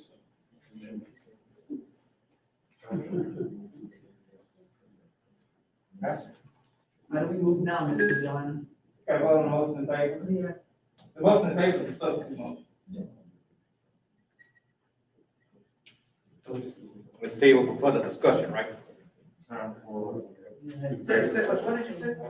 The motion to table is a substitute motion, so if Mr. Gilroy wants to say a specific time frame on how long I can table perhaps at the special meeting that will be held at a retreat or at the next regular board meeting, refer to the committee and clarify that, but the motion to table is. I was saying in the next month, we can discuss it some more at the next meeting, whatever. At the next special meeting or whatever, committee meeting, Right, take it to the committee, that would be All right, so the motion to table, we have a motion to table, till the next. a committee meeting. Academic committee. So is the correct term table it or postpone it? What's the correct term? There's no, I mean, it's distinction without a difference. Mhm. If Robert Rules Board says motion to table, that's the term that's used, but postpone is the Okay. same thing. respectfully, I mean, it's a great idea. I'd like to just discuss it a little bit more. So I guess motion will be to table it until, discuss it at Next board meeting, next. The next. next committee meeting, I'm sorry, academic committee. academic committee meeting. Yeah, I can go for that.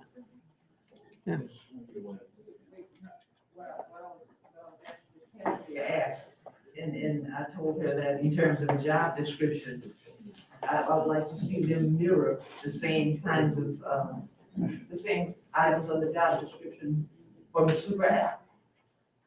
But I don't have one, no, I don't have one, but I did read that one thoroughly and like that one, so yeah, we could do that. I don't know why, well, I mean, I'm sorry, move the question. You finished, Mr. Allen? Oh, yeah. I'm done. So we're tabling this until the next committee meeting. Well, we have to vote on it. Academic committee meeting, because We have to vote on they it. had substance.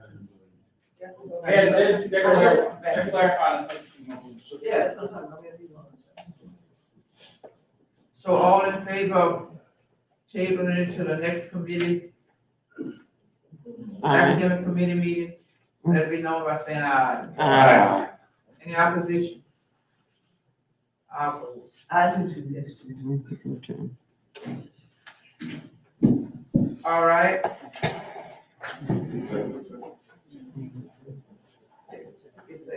We're not going to. We don't have to go in executive session. I provided correspondence and a resolution to the board members regarding the case. The school board has been named as a defendant along with an employee. There's a conflict of interest that exists that will prevent my law firm from representing the employee in the lawsuit. I also believe that there are some potential conflicts between the defenses available to the school board and the defenses available to the employee. And so with that being said, I would not be able to represent my firm, not be able to represent that employee for those two specific reasons. Conflict exists. I have filed an attorney to represent the employee, Brandy Citizen. She is out of a firm out of New Orleans.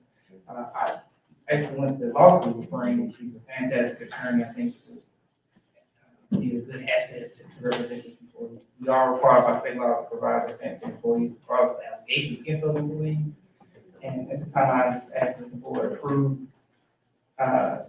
give the board president and, if necessary, superintendent authority to sign the resolution that was attached to the correspondence. So we don't need to go into executive session unless y'all want. Second. Been moved in second. All in favor, let it be known by saying aye. Any opposition? Want to do a roll call? No, no roll call. We don't need a roll call. No roll call. Motion to adjourn. Do I get a motion for adjournment? Move to adjourn. Everybody,